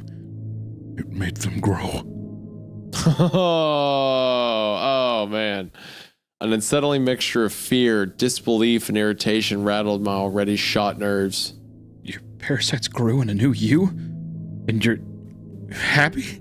I can control him. Kurt threw his arms into the air. Fraction of a second later, Shiny Kurt followed suit. I can speak through him. I can see through his eyes. He ran his hands through his hair, laughing triumphantly as his doppelganger did the same. He's me. Another part of me. Okay, Kurt, this isn't...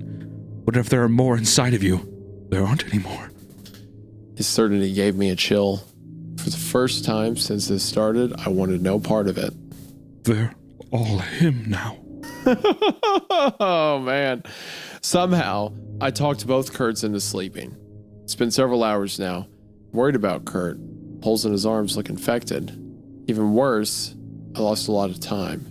I last spoke to Kurt Tuesday afternoon. It's now Thursday evening. An entire day passed while I was in that portal. That doesn't make sense at all.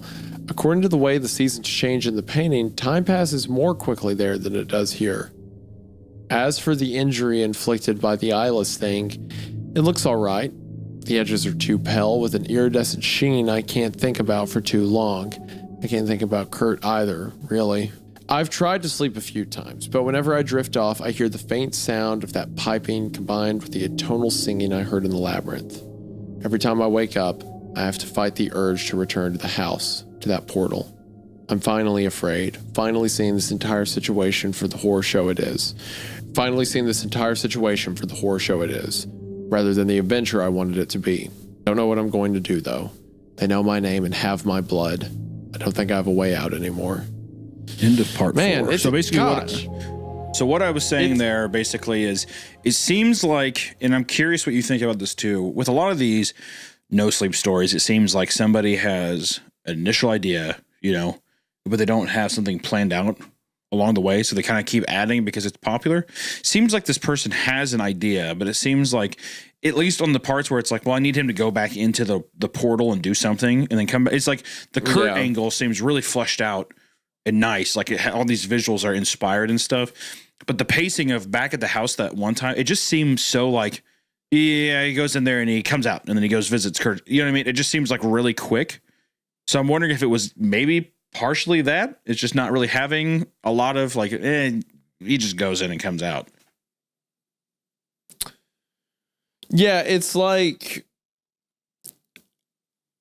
the Kurt stuff. It's like the worm stuff was what they wanted. There's some different dimension that people get infected by worms and they change. So it's like, okay, we need to sort out the dimension, the creatures and stuff. And the other stuff seems kind of short around it. I honestly think if you trimmed off a lot of the fat and just had the worm thing, that would work. I was going to say it's just about man that got infected during a cleanup job. I was going to say it doesn't need all the stuff around thing. it. Yeah, if it was if it was something of like, even if it was your coworker gets infected with a parasite and is slowly being fucked up, like you lose which don't get me wrong, I still like all the like. There's still tons of great fun, visuals, but it feels like two different stories. Kill your darlings thing again of get rid of that stuff and just focus on, because the Kurt thing is by far the strongest.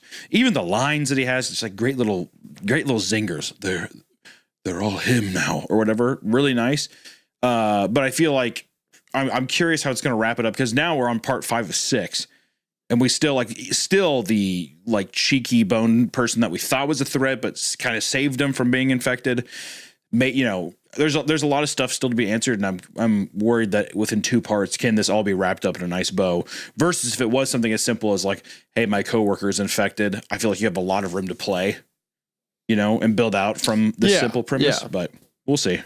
You could push it a far way, and you could also have you could have more weird stuff with visiting the coworker, and then the holes develop more and more and stuff like that. Yeah. You could even do some of the, depending on where this infection goes, you could keep at the job we found a coat that was sprouted with limbs and stuff, and the blood flowers, maybe those will tie into it and stuff. Again, it feels like 2 separate stories. One of them is being more executed than the other. So maybe just split them into 2. But again, these are this is such an interesting story and very different than a lot of the others we've read, because there will be sentences where it's like, well, this is clearly a problem. There's a lot to be done here. But then the next one will be a banger. Yeah, very it's elegant. So back and forth. Very elegant. Yeah. I will say, there's still 2 parts. There's still more of the story, but I will say having your story be set up as people who come in and clean up houses for people who recently have died or hoarders, and they're thieves, they're kind of pieces of shit, and they steal stuff, and you steal and you get punished by stealing the wrong thing, and let's say it's the fur coat or something, and that infects you. How sick is that? Yeah. That'd be pretty cool. But okay, part 5. That'd be pretty cool. Part 5. Kurt has a closet full of sprouts and human bones. I found it by accident the other night after he and his parasite doppelganger fell asleep. It looked like a shrine. Tangles of also, the younger version of his wife he saw was definitely his wife's parasite version, right? Yeah, definitely. Well, I mean, it was even the way too of it touching him and becoming more youthful just feels like it feeds off the energy the same way that Kurt's worms fed off him, Yeah, I think so. Tangles of vines coated the walls, competing for space with glossy, strided leaves and those luminescent night blossoms. The bones were suspended from the ceiling. Vines snaked through sockets and ribs, hoisting them up as effectively as a harness. Sprouts cover everything like confetti. Unlike the flowers, they're dead. Whole but dry, fragile and crumbling from root to crown. I reached out to touch them. I don't know why. I didn't want to. It was a numb, thoughtless compulsion, almost like a spell. The greenery enveloped my arm, gentle and cool like mist. My fingertips quivered a fraction of an inch from the sprouts, and one of them twitched. Dry matter plumped, darkened, growing into a rich green shoot with lush leaves. The roots snaked upward. At the bottom, I saw an eye. Small, round, metallic, like that of a goldfish. I reared back and slammed the door, then obsessively scanned my skin for sprouts and eyes. I heard footsteps from the living room. What are you doing? Kurt's shadow preceding him, stretching over the wall. What's in there? Evie. He halted in the mouth of the hall. Bruisey shadows and painful hollows marred his face, making him look horrifically sick. The real one. What do you mean, the real one? The body I found in the house wasn't her. It was the younger copy. The one I told you about. He motioned vaguely to the living room, to his parasite twin. More like him than anything. But not quite. He rubbed his neck fretfully. I'll tell you what I know. Come into the kitchen. I did as he said, sat at the table while I clattered around, trembling. He threw on a pair of yellow dishwashing gloves, then brewed tea and put together a plate of cold leftovers. He set both in front of me, took a seat at the opposite end of the table. Only when I started to eat and drink did he speak. Evie had a lot of problems. Actually, from what Kurt described, Evie was insane. She claimed to be the victim of an adoption gone wrong, a kid who'd slipped through the cracks and been sold to a new parent. The parent was a rich woman who supposedly ran a network of private schools for disadvantaged youth. Evie told Kurt the schools were just front for a breeding program and whoa, whoa, just dropping that Welcome on to No just Sleep. Borrasca from the top floor. Welcome. Welcome to No Sleep, boys. Watch out, watch out, watch out! Yo, watch out, watch out, watch out! Me. It's the sheriff from Borrasca in the ring. Yeah, meeting Tommy Taffy. And they're duking out for the I'm an championship. alpha, Sam. Yeah. Yeah, it's pedophile fight night here at the Pedophile at the fight No night on Sleep Arena. WWE Raw.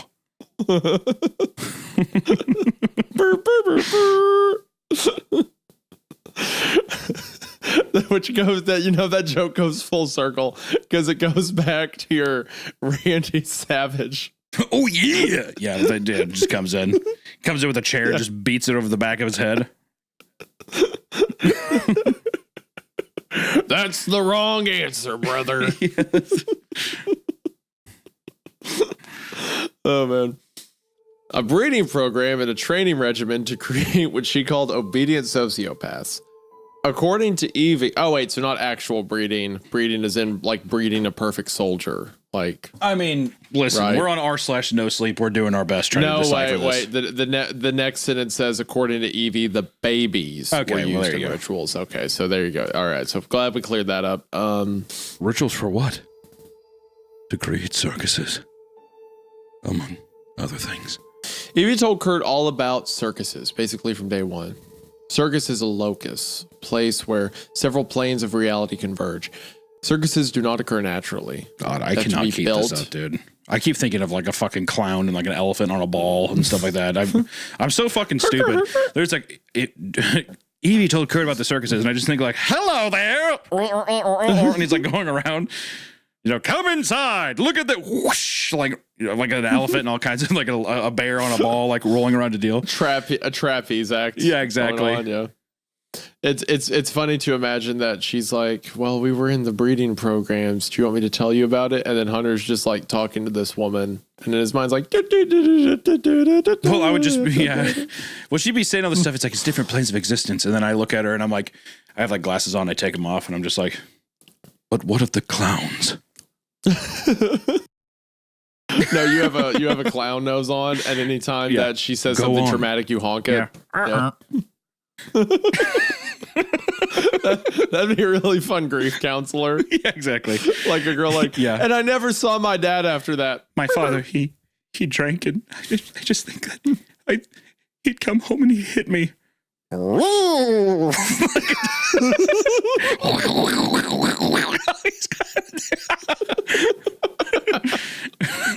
Go on. He's got a sly whistle. Yeah, exactly. And I didn't know how much her death affected me because I started drinking myself, and every time I look in the mirror, all I do is I see him. Woo!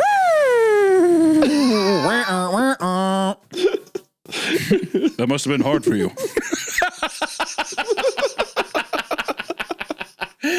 Dude, grief counselor, the clown grief counselor is sick. That's awesome. That should be a real thing.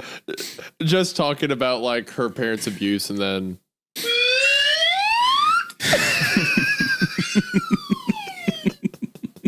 when it's a good thing, it goes up, and when it's a bad thing, you go down. But then I met Kyle. He's got like blue hair off both sides of his head, and when he gets happy, it goes up. When he gets sad, it goes down. He has a bunch of theater masks that he puts on for happy and sad faces and stuff. My name's Chim Chim, the grief counselor. Please come in. My name's Boingo McBoingerton, the grief counselor. Last time you said Chim Chim in a story was related to a monkey. So now imagine he also has like a chimpanzee. Yeah, exactly. Mr. Banana, would you mind giving us our file? That's what. It's like Patch Adams, but like the way the movie depicted him. Just like, oh, yeah, Robin Williams. Oh. Your parents took advantage of you. Good morning, domestic abuse. You're free, Jeannie. Robin Williams just swinging in a closet. No, I'm kidding. All right, let's go. Oh my God. I'm sorry. God, I still cannot get over the fact that Robin Williams, he killed himself, and then people were posting images of Genie with Aladdin saying, "You're free, Genie." That is actually insane to me. Is that a thing people did? Oh, dude. All over. You're free now, man. Genie. It's like, what are you talking about? The guy, like, this is not, it's not like he was fucking battling. I don't know. It's whatever. I thought that was insane. Do you remember that tweet? I forget what YouTuber it was, but that tweet where Robin Williams' daughter was talking about how hard it was for her to deal with like the passing of her father on its anniversary, and how she never felt that she was allowed to grieve on her own. And then some YouTuber tweeted, what was it?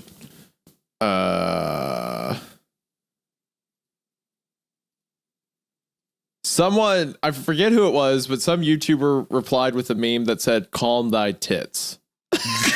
God. Good. I swear this happened. Was it Bozo McBoisington with his chimp deal? Yeah, With his Mr. Bananas? Calm thy tits. Yeah. Ooh.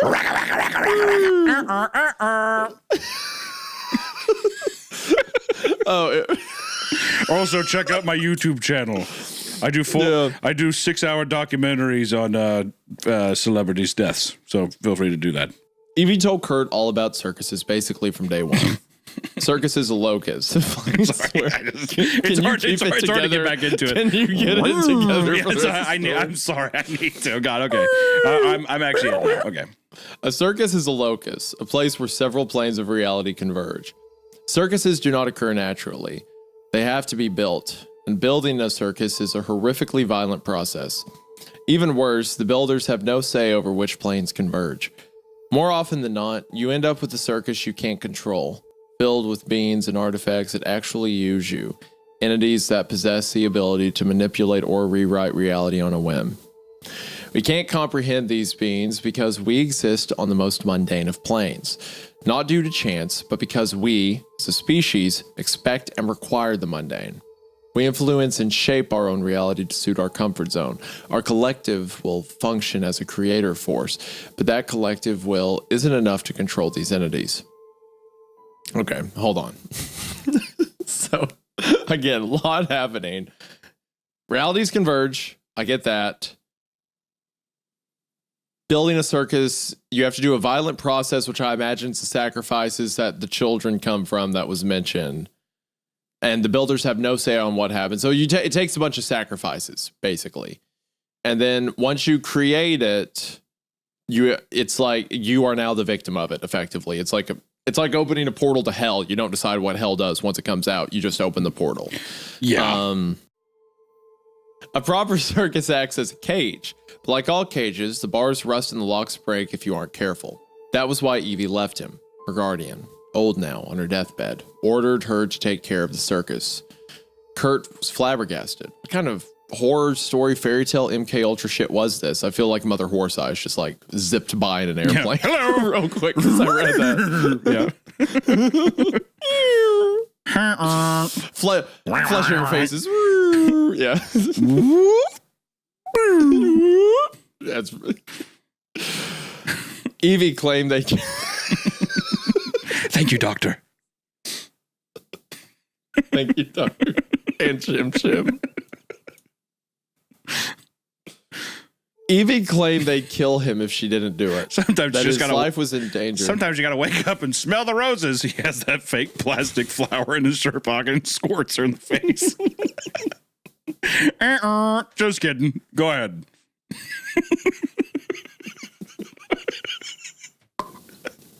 That's a good. You put a whoopee cushion under the therapy chair. Oh.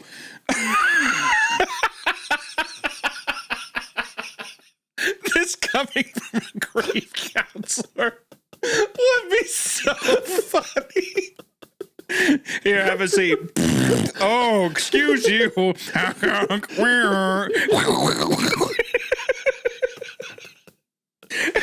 The chimpanzees in a cage. Monkey losing his mind. The chimp's in a cage and he's like freaking the fuck out. Like shaking the fucking bars.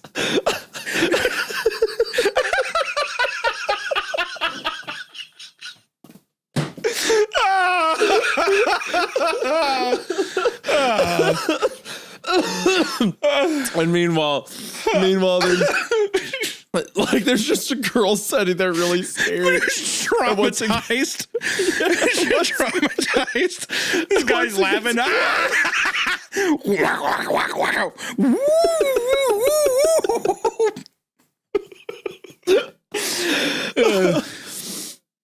And once it gets quiet, she's just like, so I still haven't heard from my dad. Yeah.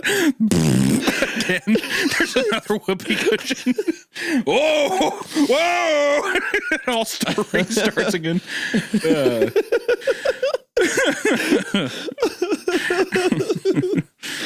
It's after that second one, it's like, well, it looks like that's all the time we have for today.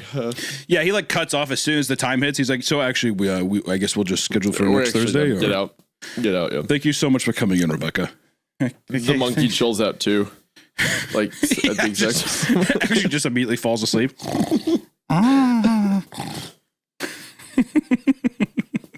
Oh, okay.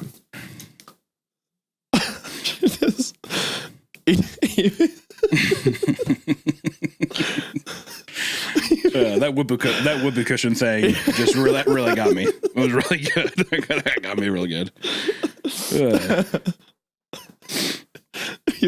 I mean, just the sentence, whoopee cushion in a grief counseling chair. Yeah, I like the thing that when she walks into, he's like already sitting there, face painted, hair blue, giant red nose, his legs crossed. He's like, go ahead and have a seat. He's like playing a seat. He's like playing it really straight. Go ahead and have a seat. And then, yeah, just a giant wet. And then just starts the chaos. So good. It's like the Bizarro version. I'm sorry, I can't quit laughing thinking about the monkey just freaking out. Don't get close to it. He's actually has to break for a second. Don't get close to the cage. Rebecca, back. Get back. Freaking out at her. It's like the Bizarro version of that, like, for sale baby shoes never worn. It's like grief counsel chair with whoopee cushion. This is actually that. You know what that is, Isaiah? That's legitimately a good 2-sentence horror. It's a 6-word story. Yeah. It's so good. All right, anyway. Evie claimed they'd kill him if she didn't do it, that his life was in danger as well as the world itself. When he tried to stop her, she assaulted him and got her temporarily committed on a 72-hour psychiatric hold. When he went to see her the next day, she wasn't there. No one even confirmed that she'd been there at all. She disappeared. 2 years later, he found her by accident. She looked awful and was desperately lonely. A bad guardian, she kept saying. I'm a bad guardian. Then she asked him to stay with her. He was happy to do it. He worried about her. He missed her. He loved her. Next day, he zipped back to his place to gather some belongings.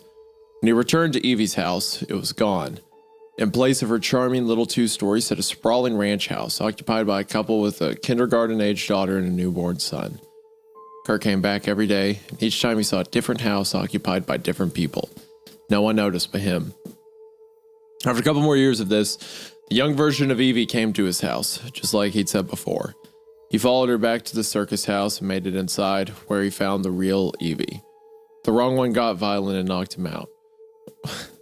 When he came to, both were gone. The wrong version returned to him several times after that. Even though he was afraid, he always followed it every time because that was the only way to reliably find Evie's house. Evie herself was never there. He saw her in the painting once, the side of the pale, long-haired entity. Couldn't get inside, though. It was like staring through an unbreakable window. He saw them and they saw him, but they were trapped on opposite sides of the portal. Sometimes, though, there would be dry bundles of sprouts and vegetation on his side. Over time, the taxidermy animals and specimen cases appeared too. He assumed this meant he wasn't the only one using the circus, but as of now, he's never seen the other user. At some point, claims he doesn't remember, but I call bullshit, he found out the sprouts are regenerative. All the plants from the painting are, some form or another. They bring dead things back to life. Sometimes they create life from nothing. Sometimes they transfer life between creatures.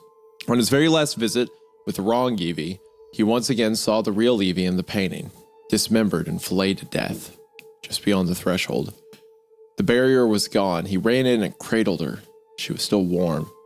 Wrong Evie followed him in and laughed. In a rage, he killed her, left her in the house. Then he packed up the remains of real Evie and took her home, coated her with sprouts and vines. He's been waiting ever since. Okay, so she dies in the painting.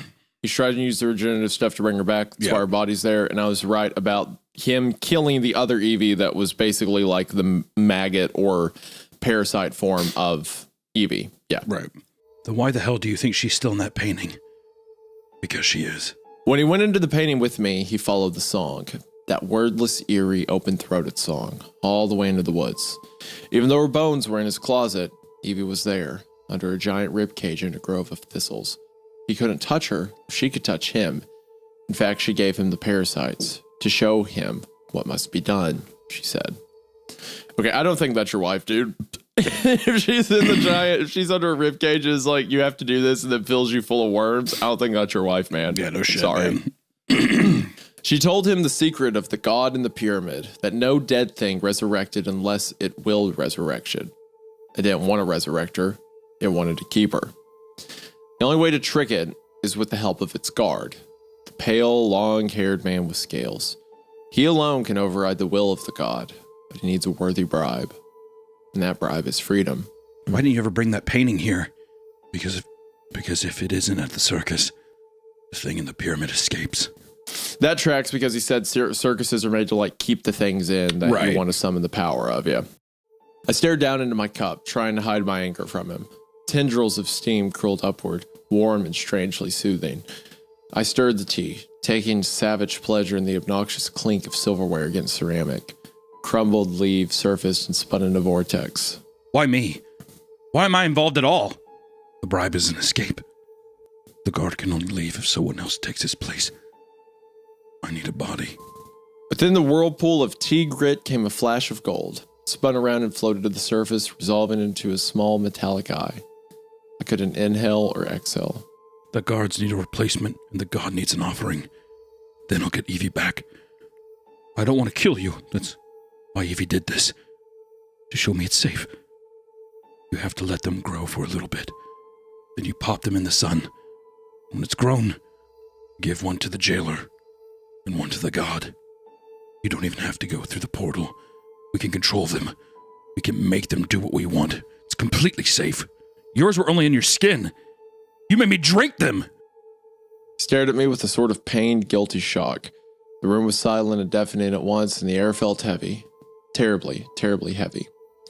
I bolted. He caught me before I reached the living room and lifted me off the ground. I flailed and kicked, driving him into the wall. His grip loosened and I squirmed away, only to slam into his parasite double. Together they dragged me into the hall. Up close, Kurt's arms were a horror show. The inflamed flesh inside the holes bubbled up and spilled over his skin like burn scars. Parasite Kurt looked almost translucent, like a thin scrim of water was strapped between layers of flesh. In a panic, I bit down on Parasite Kurt's hands. A gush of thin, sweet liquid erupted from the puncture. I accidentally aspirated it. My entire mouth and throat went numb. While I struggled to breathe, they forced me into the closet and locked the door. I fell into the pile of bones, tangling in the vines and tearing blossoms apart. When I finally straightened up, the skull dangled inches from my face. Bright flowers glowed from each socket, equal parts horrifying and dreamily lovely. All around me, the dead sprouts came to life, golden eyes opening along the roots one by one. I tried to move but couldn't. The numbness had spread, overtaking my shoulders and chest. Sleepiness came with it. The thing I saw were the eyes, 100, then 1,000, sparkling like miniature searchlights in the dim glow of the flowers. As I drifted off, I became dimly aware of a maddening itch in my heel. I woke to a sensation of uncomfortable pressure and painful tugging, like something was pulling muscle out through my skin, slowly turning inside out.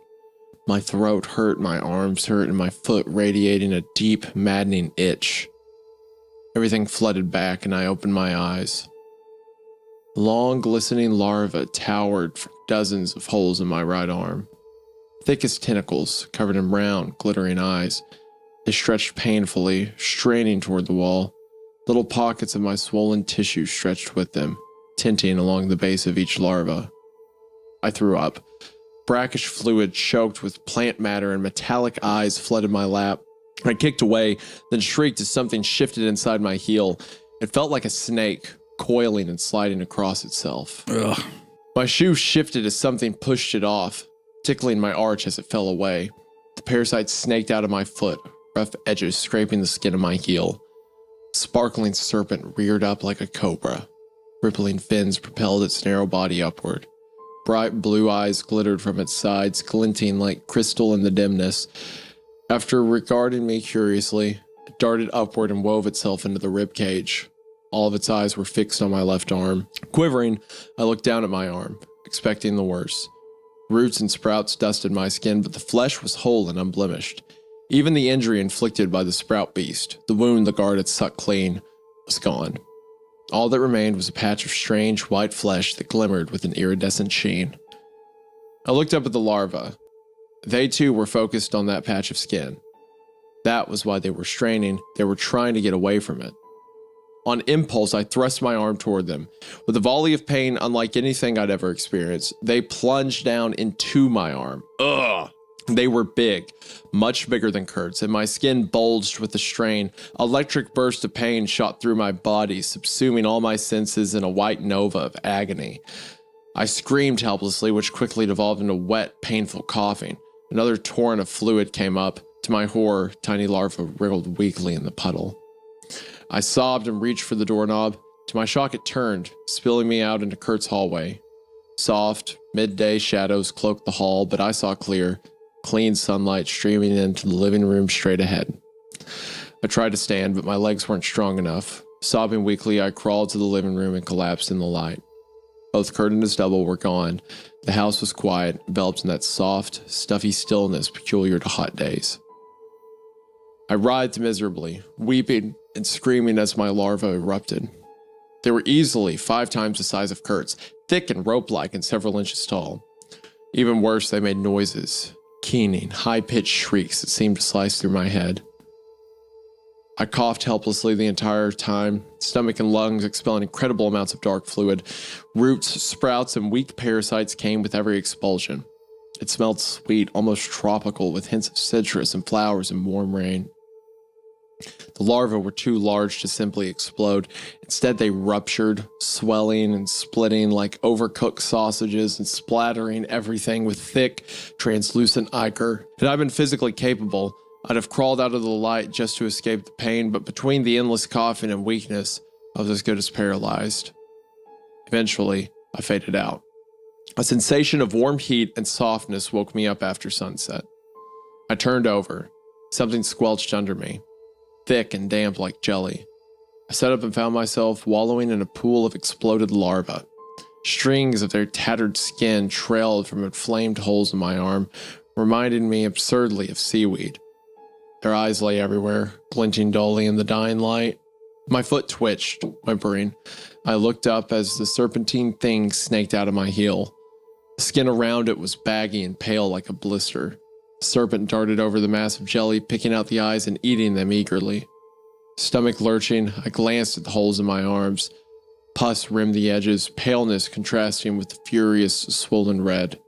Each pit bore downwards like a honeycomb cell. At the bottom of one, I saw a quivering mass of tissue studded with small eyes. Altogether, I counted 10 ruined pits in my skin glittering with fresh larvae. They're growing back. I tried to pull the rippling snake from my foot, but before I could touch it, it burrowed deep. Ugh. I swear I can feel it curling around the bone. Maybe that's why I'm weak. It's damaged the tendons and muscles. Breathing isn't easy. Each inhale is ragged, thick. Soreness radiates from my ribs and down to my stomach. It's more larvae. They're inside me, I know it. I have to go back to the house because my only hope is the guard. Kurt said he needs a body as a bribe. That's fine. I've got my own slippery doppelganger growing. The larva jelly is bubbling up before my eyes, slowly resolving into a copy of me. If it doesn't want a doppelganger, I can always give it Kurt. Even now, after all the lies, I feel for him. I really do. But if he wants his wife back, he has to pay the price himself. End of part 5, man. That's sick. The descriptions What a of cool it are description. so unbelievable, man. That's why I'm like, Yeah. I just want the larva. The larva stuff is my favorite. The larva is great. All the larva stuff is fantastic. Yeah, I'm curious to Killer. see how it pieces together. I like the whole motive of Kurt trying to revive his wife, basically. This kind of weird conspiracy he's been having. But I'm curious to see how it all wraps up because we are now on part 6, the final part. We are on part 6. I've always preferred pain to itching. Not that I enjoy either, but pain is straightforward. Even at its worst, pain is somehow clean. Pain also has the decency to kill you once it reaches a certain threshold. Itching, on the other hand, is filthy and consumptive. Itching can't kill you. It'll just drive you insane. In fact, if you could transform the essence of madness into sensation, that sensation would be itching. Itching was the only thing on my mind as the larva infestation worsened. Every breath produced a deep, explosive itch that wrapped over my ribs and organs. I saw vines in my mind's eye, thin and wet and tipped with golden eyes, winding their way through my body. By the time my parasitic doppelganger blinked awake, night had fallen and my larva had regrown. The new batch was small and stringy, ill-looking. They peeked out anxiously for the holes in my skin, quivering. My doppelganger was easy to control. Actually, there was nothing to it. When I moved, it moved. I was glad for this because I didn't have any energy left for conscious control. With a great deal of effort, I dressed it and together we hobbled out to my car. There was a moment of confusion when it tried to climb into the driver's seat with me. I repositioned it in the passenger seat, struggling as it mirrored my movements. The larva surfaced to watch, straining the tender flesh at the bottom of the holes. The drive to the suicide house, to the circus, was a hallucinatory nightmare. Things crept around inside me, prodding and squeezing tissues. The winged snake in my heel thrashed angrily, nipping my skin as it attempted to chew through my shoe. Worst of all, I couldn't stop coughing. Every fit inevitably ended in a torrent of vomit choked with leaves and tiny golden eyes. My doppelganger gagged with me, identical except for its eyes, flat and golden, comprised of 100 parasite irises. After what felt like eternity, I reached the circus and led my doppelganger inside. The living room had transformed into a grove. Vines and glowing flowers covered every surface. In the corner, dimly illuminated by the blossoms, sat the enormous anemone. Tentacles drifted dreamily, seemingly oblivious to the holes scoring its flesh. The five-eyed monstrosity lay before it, half buried in vines. I shuddered and hobbled upstairs. My doppelganger followed hesitantly. Through my haze, I heard voices, men's laughter, and a woman's playful, sarcastic bite, all underscored by a tonal piping. One of the bedrooms was closed off. A bar of golden light flickered along the bottom of the door. The door to the other room was torn to pieces, drooping on a single hinge. My larva peeked out and pulled toward the open room. A mindless, blissfully calm compulsion overtook me. I followed their lead and ducked inside. A blanket of dead vines, curled leaves, and dry blossoms covered everything except a twisted figure on the bed. The larva strained forward, eyes glittering in the moonlight. It was the warped girl, unnaturally stretched across a blood-soaked quilt. Strangely, slates lay atop each of her hands. They were piled with hairy spider legs and bloated tentacles, garnished with sprouts and dead flowers. Horrific details resolved as I came close. From throat to thigh, she was a bloody ruin. Glistening guts cascaded from her butchered abdomen. Buried in the morose was a multi-limbed fetus with several eyes. Translucent hands clutched the gory remnant of a twin. Spell suddenly broke. The larva retracted, causing a nauseous explosion of itching that radiated in my shoulder. I turned, retching, and found myself face to face with the five-eyed taxidermy monster. It loped past me and lunged, plunging long, thick fingers into my parasite doppelganger's throat. Thick ichor spurted like blood from an artery, and it collapsed. The serpent in my heel quivered. My knees gave out. I slid helplessly to the floor. The five-eyed monstrosity approached and knelt before me. To my shock, it spoke. In all their forms, the parasites overtake the ruin of your mind. Its voice was low and liquid, almost childishly high. Lips rolled above its vast mouth the way grass ripple in the wind. Ruined minds make outdoors. It touched my intact arm, the one the long-haired guardian had sucked clean. The unusually pale skin glimmered faintly. Bloody close the one you. Its cold, puffy fingers circled my head. The touch was sharp and oddly refreshing. My mind suddenly felt clear. The larva in my arm shuddered, producing a thrumming tickle that made me moan. The caretaker will clean you again. Find him. You just want me to trade places with it? Painful hysteria built in my chest. Is that him? Or That's like an accusation. That's him being like, you just want me to trade places with it, like angrily. But this is the monster, the larva, right? No, this is our protagonist. Something like pity crossed its face. The caretaker captures and releases charges at will. You were released once. You will be released again, though the vines will otherwise. Its eyes skated over my honeycombed arm. Your friend, the madman, wants you to take the caretaker's place so that you will release his wife. He will confront you. He surrendered to the vines. You may not recognize him. Looked meaningfully at the warped woman. She did not. Interesting. Okay. So, like, again, I go with you. I agree that the larva is the strongest part of the story. Should just be that. But there are things about this, like, mirror extra dimensional plot that I do like. One being that, like, Kurt threw himself to it, became a monster. Now he's killed the other version of his wife, or definitely. That she was on the bed. Yeah. Mm-hmm. No, there's cool. good shit has in its there for moments. sure. Hysteria and horror continued to build, twining together like the vines. Go, or I will make a door from you. I tore into the hall, past the room where men laughed and pipes echoed, into the taxidermy room. The specimen cases were broken and empty. No taxidermy creatures remained, and the paintings showed only empty backdrops. Forest and beaches, rock canyons and golden fields, luxurious bedchambers and blood-stained dungeons. The more I think about it, the cooler this idea is of, like, if you perform enough evil, if you break the minds of enough people, have enough sacrifices, you create an intersection between all these different dimensions these creatures go through, and the paintings are pictures of the different roadways. Right. That's pretty cool. In the center hung the familiar moonlit landscape. I ran through, gasping as deep cold settled over me like a blanket. That familiar, wordless song, beautiful yet so very close to screaming, echoed over the plains. I veered toward the slope. The pyramid came into view, a cubist masterpiece of blinding silver and unfathomable darkness.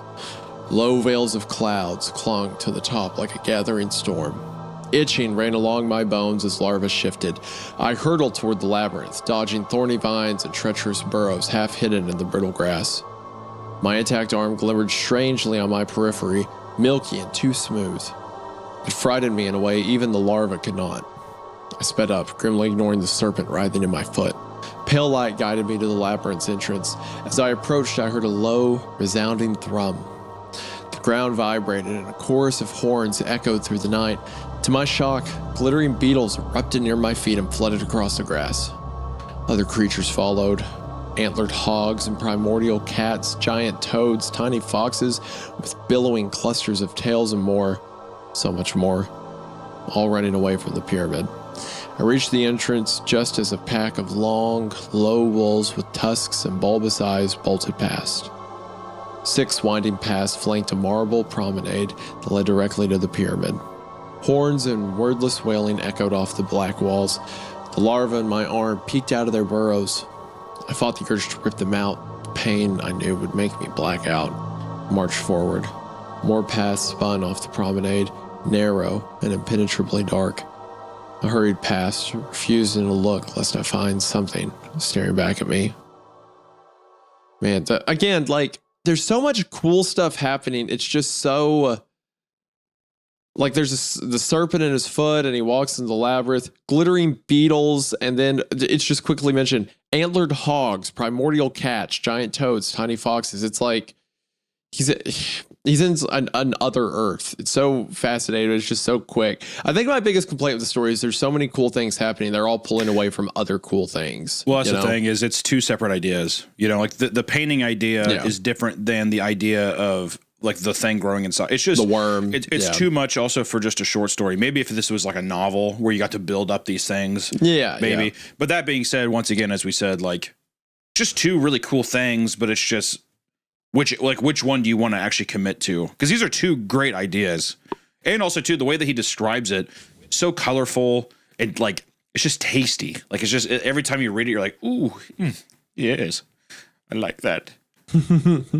Yeah, all the little paragraphs I reread, I'm like, that's pretty cool. I like that. A tall, perfectly rectangular opening loomed ahead. Glimmering steps led to the entrance. I slowed to a halt at the base of the stairs. For a paralyzing moment, I thought about turning back. This was, I thought, the very last thing I wanted to do. That moment, the serpent in my heel convulsed, sending bright electric pain coursing through my leg. It was an apt, perfectly timed reminder that actually, dying of an alien parasite infestation was the last thing I wanted to do. So I went inside. Soft, smoky incense enveloped me, along with an almost debilitating heat. Vines and flowers crawled up the walls alongside veins of polished ore. Blossom and mineral glowed dimly, illuminating a septet of enormous images on the antechamber wall. 5 I recognized. A bull, a locust, a malformed wolf, a breathtakingly beautiful person that could have been man or woman, and a golden dragon. 2 I had trouble with.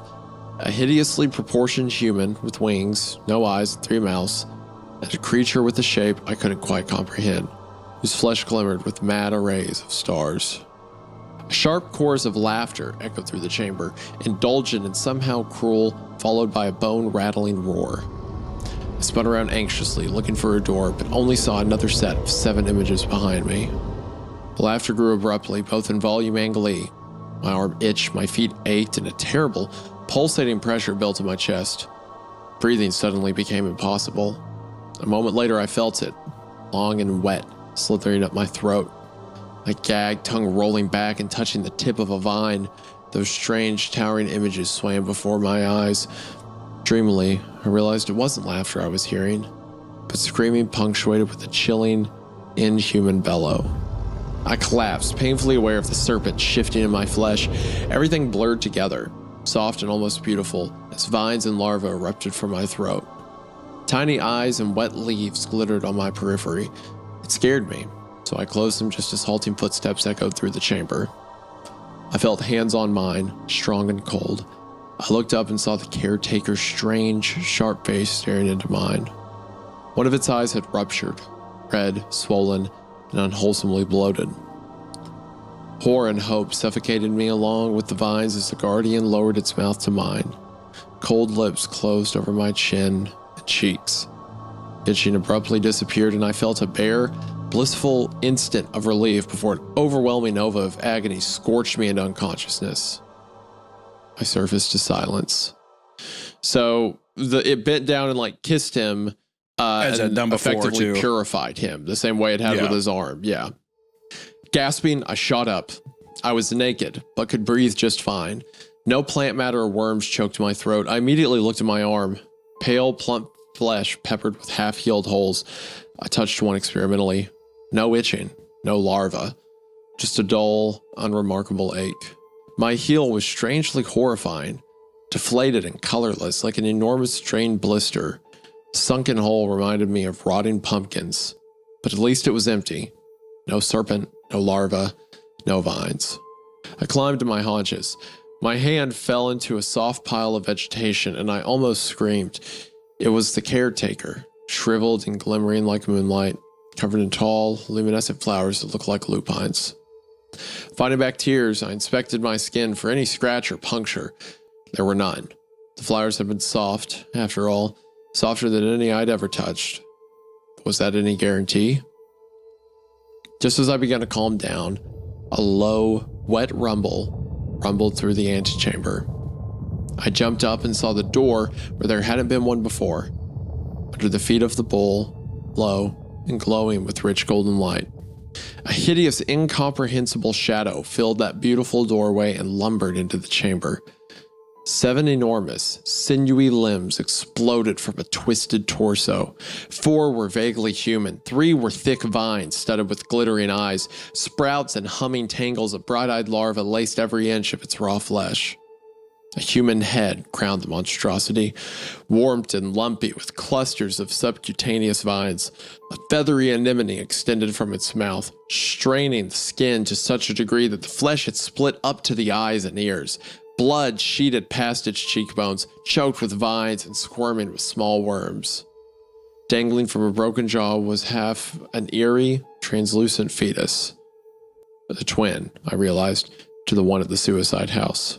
So, okay, so I'm going to guess this is Kurt, right? Yeah, it's 100% Kurt. And he, like, the thing's grown in him to the point that he's like, his skin is broken apart and the vines make up the most of the torso. Yeah. And it went to that woman who was pregnant, and then it seems to have eaten one of the twins, or like hanging from its broken jaw, maybe still alive, but probably dead. It's like a Resident Evil villain. It's such a cool description. Yeah, it is really cool. Very, yeah, I agree. Just kind of like a weird, like umbrella mutation kind of creature. Yeah. Like you can see where like the infection like took what pieces were there and just stretched them far past what they were supposed to be. The anemone snaked forward and spun open, barring a tangled spiral of teeth that made me think of sharks. In the center of that spiral, set into the throat like a gem, lay a massive cluster of golden eyes. The anemone shifted sharply, straining upward to offer full sight of the human head from which it sprouted. Kurt. Kurt's head, Kurt's body, Kurt's mind warped and erupted and overtaken by the vines. His right eye found the dead caretaker, buried in his cairn of flowers, and spun towards me, radiating madness and triumph. And I knew, somehow, what he was thinking. He'd won. I was the new guardian, and I would now release his wife. Sadness and profound rage swept through me just as the caretaker shifted under his glowing lupines. A deafening roar shook the pyramid. The anemone stood at attention, and Kurt looked back at the small door, panic flickering across his ruined face. Then he lunged at me. The caretaker exploded from his funeral grove in a tornado of stems and glittering petals, launching himself at Kurt. He reached into that nightmare gullet, ignoring the spiral teeth, and plucked out the golden cluster of eyes. That roar sounded again. Dust rained from the ceiling. Leaves and flower vines rattled as if in a wind. The guardian ignored it and continued his methodical dismemberment of Kurt. A chorus of shrill screaming issued from Kurt as larvae squirmed and shot out of his flesh, swaying several feet in the air before diving down to the guardian. Glistening bodies swarming over the guardian's snowy arms. I turned and ran, hurtling down the promenade, oblivious to the numbing cold. I don't know how I made it back to the suicide house, but I did. Stumbled past empty paintings and taxidermy monsters who now breathed, past the warp woman's corpse and the laughing men. Salt crunched under my feet as I tore down the stairs and out into the yard. It was dark and I was panicked, so my nakedness didn't matter to me. I slid into the front seat of my car and sped home, where I inspected every inch of flesh. My hands are smooth and unmarked. My feet are not. Small scratches and punctures litter the skin, but I think I'm all right. They're already healing. The skin is smooth and unusually pale. Just in case, I drenched my feet in hydrogen peroxide, washed them, and sprayed them with cheap herbicide. It hurt like hell. I could barely stand and I'll have scars, but it's worth it. Then I showered in the hottest water I could stand and stumbled to bed. I woke this afternoon to a very familiar painting propped against my bedroom wall. It's just a painting for now. Rich oils and silver tones depict the scene as I first saw it. A crisp spring night with a tall human figure framed by luminescent flowers and strange trees. I left it there and went to the suicide house. Instead of Evie's 2-story house, I saw a neat little bungalow with a breathtaking rose garden. I drove by 3 times before going back home. I haven't done anything with the painting, but I need to, soon. I had a really good look at it just now, and there's a problem. In the distance behind the caretaker is another figure. Malformed and multi-limbed, coated in vague suggestions of vines and worms. I don't know what happens to doorways when you burn them, but I'm about to find out. Man, Wonderful. gosh, dude, Wonderful. that was great. What the ending? That last part was like really cleared up a lot of the issues I had previously. It felt like I was in another world, and like Yeah. Well, him that's, getting see, out that's- and the caretaker saving him, then dying, then burning it at the end. That was all great. I still think that the initial gut reaction, at least how I see it, is I still feel the same way of it's 2 very good concepts. I almost wish that the painting was more focused than on like the body horror of the larvas growing inside. It feels like you could have taken that idea and just shifted it to like this obsession of going into this painting and exploring more of all these creatures in this world. Because it felt like with how simple the larva thing was, with how quick the story was, I was really able to sink in and get into this really uncomfortable setting of a guy transforming over this particular job or whatever. But then the parallel sci-fi fantasy world was still super beautiful and descriptive, and I felt like I wanted more. Like I feel like I wanted and needed more information in that world, to where even at the end still very quick, very, you know what I mean? Even Kurt's reveal, all that stuff, the Guardian kind of does his thing, and then our guy is just able to be like, oh shit, and get up and run away. I would have loved to play around in that, because also that ending is awesome. Love that it also answers, well, how the fuck are we getting these paintings and stuff? It just shows up, and then now you see Kurt and like the person that was in there, and now it's looking at him, and just that ominous ending of, not sure what happens when you burn it, but I'm going to find out. And we're just left with that. I think is awesome. Really love that.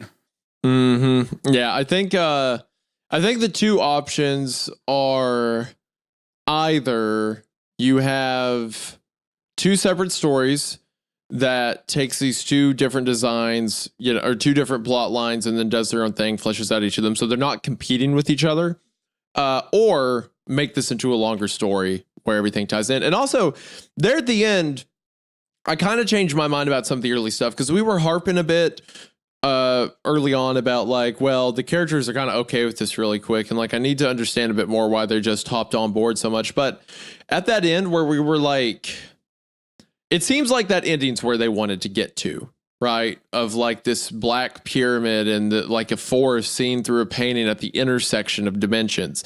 And as they're walking through it, there's these multi creatures, and it's like, it reminds me of, it's in completely different directions, but like in McCarthy's work, right?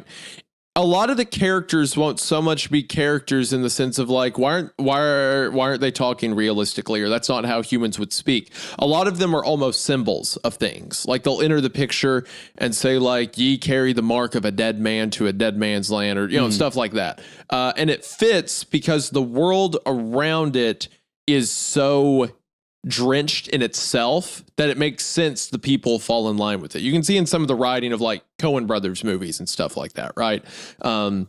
you're not really questioning why people speak the way they do. It just feels correct for where they're at. And the things we were complaining about in the beginning, the way people act, feel like they fit in that last part. Like the lines and dialogue and all that felt like succinct in that moment when we got near the end. I don't think that any of it was particularly, I think that it's just with the pacing of which it's going, of this being a short story and moving so fast, I think that at first glance, it's easy to be like, well, why the fuck would you care about this with the information that you're giving? Or like, not that why would you care about this, but like, why aren't you freaking out? You know, once again, if this was a longer, which I think that like painting idea, if given more time and more like brevity through the whole thing, I think that becomes a lot clearer. Like, I don't think I'm questioning anybody's actions as much as like we're moving along so quickly. And it's just one of those things of like, oh, that's a weird painting. I'd love to go back. Which it's setting up the correct beats for me and it makes sense, but it's just a thing of like, God damn, you're not freaked out by that. But once again, I think like if you get more time and more, like, I just think you get more if there was just more information given. And also in the short form of the story, like this short story format, sorry, I'm jumbling my thoughts. Short story format, I just think that sci-fi story doesn't get to shine nearly as bright as how simple these things of going back and checking on your friend. And even the idea of like, you know, pitching, like you go, you clean up bodies and you steal something. And because you steal that, it's like a curse or something that gets put on you. Those kinds of stories weave themselves together really nicely in a nice punchy way. But this thing of exploring and there's a giant fucking pyramid and all this kind of stuff, I just think you get more, even if the characters are acting strange or acting weird. I think that even in those works of like Coen Brothers and stuff, you're still setting up the universe to play off them nicely, and you're also getting information, all the information to where nothing is like left up to chance. It's just kind of like that's just the world that it is, if that makes sense. I can't tell if I'm rambling, but anyways, it's not that I don't think even earlier that we were complaining. I think it's just kind of jarring when you walk in and you're just like, yeah, there's fucking weird. You know, it's not like it's a TV or something that's just on. It's a fucking oil painting that's alive. So it's almost like, and it goes back to what you were talking about, or what we've been talking about with it. It needs to either be two separate stories or longer, because I feel like if this was longer, and imagine if there was like kind of like an intro area where it set up the world and it talked about, you know, or maybe this main character's own depression or something, like it kind of like built up the mental image, then some of that dialogue would make more sense as things happen. Because when we got to that ending, I'm like, I could read another story twice this length from here. Like, keep going. Yeah, the payoff. It had is me there in a great direction. Yeah. Yeah. Just some of the beats. Absolutely. And very fast. Very fast. Mm-hmm.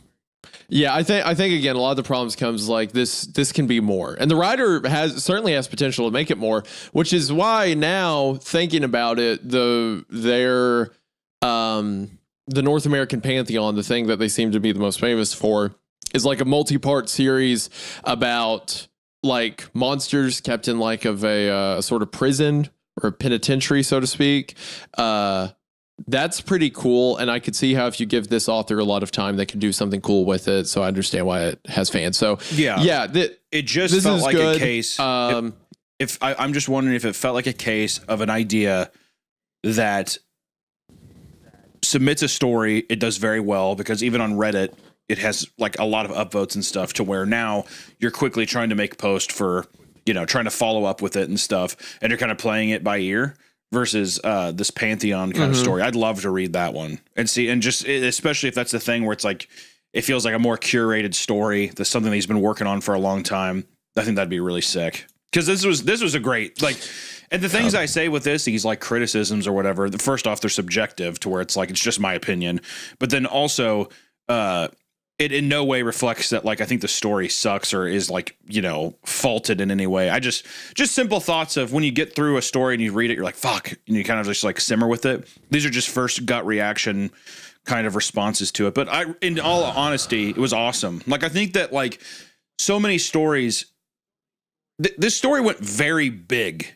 very, very big, you know, but it was able to be confined in a way that felt believable. I wanted to be there. There's so many of these stories where it's like, I don't know, I dared my best friend ruin my life, where it's like, I'm going big but it's just in a very dumb kind of way. And it doesn't make a lot of sense. Yeah. And you're kind of like, you're stuck in this short horror, like you're stuck in this Reddit format. And now this idea is getting too big when it should have just been much tighter, much more consolidated. And now I'm on the opposite end of the spectrum where I'm just like, I would love more because this feels realized. This person is like taking us through the story in this beautiful way. And he's doing this large, big idea in a way that is nice because goddamn, we read so many stories where it's like, you know, the world's going to end. And you're like, oh my God, here we go kind of idea. So Yeah. I don't know. It was awesome. I'm really glad that we read this one. They killed it. Yeah. Check out Dopamine. Also, I should mention this story was written 7 years ago. So if this is them 7 years ago, I can only imagine how good their stuff is now. So check them out. Be sure to show them some love. They certainly deserve it. And just want to say real quick, thank you so much to our Patreon supporters over there on Patreon. We appreciate you. It's just, I don't know. I love you. I'm supposed to tell you. It's fucking awesome. We have extra episodes up right now. So if you enjoyed listening to this, maybe consider supporting the channel and just get free extra content over there. And also thank you to all of our audio listeners who are listening right now over the airwaves on Spotify and Apple Podcasts. We appreciate you. Be sure to give us a nice rating. It helps us out. But until next time, everyone, we will see you in the next one. Stay creeped. Bye-bye. Stay creeped. And if someone convinces you to once again run a breeding operation, that's crazy, and sacrifice a bunch of kids to open up something called a circus, don't. Thank you for watching. Bye.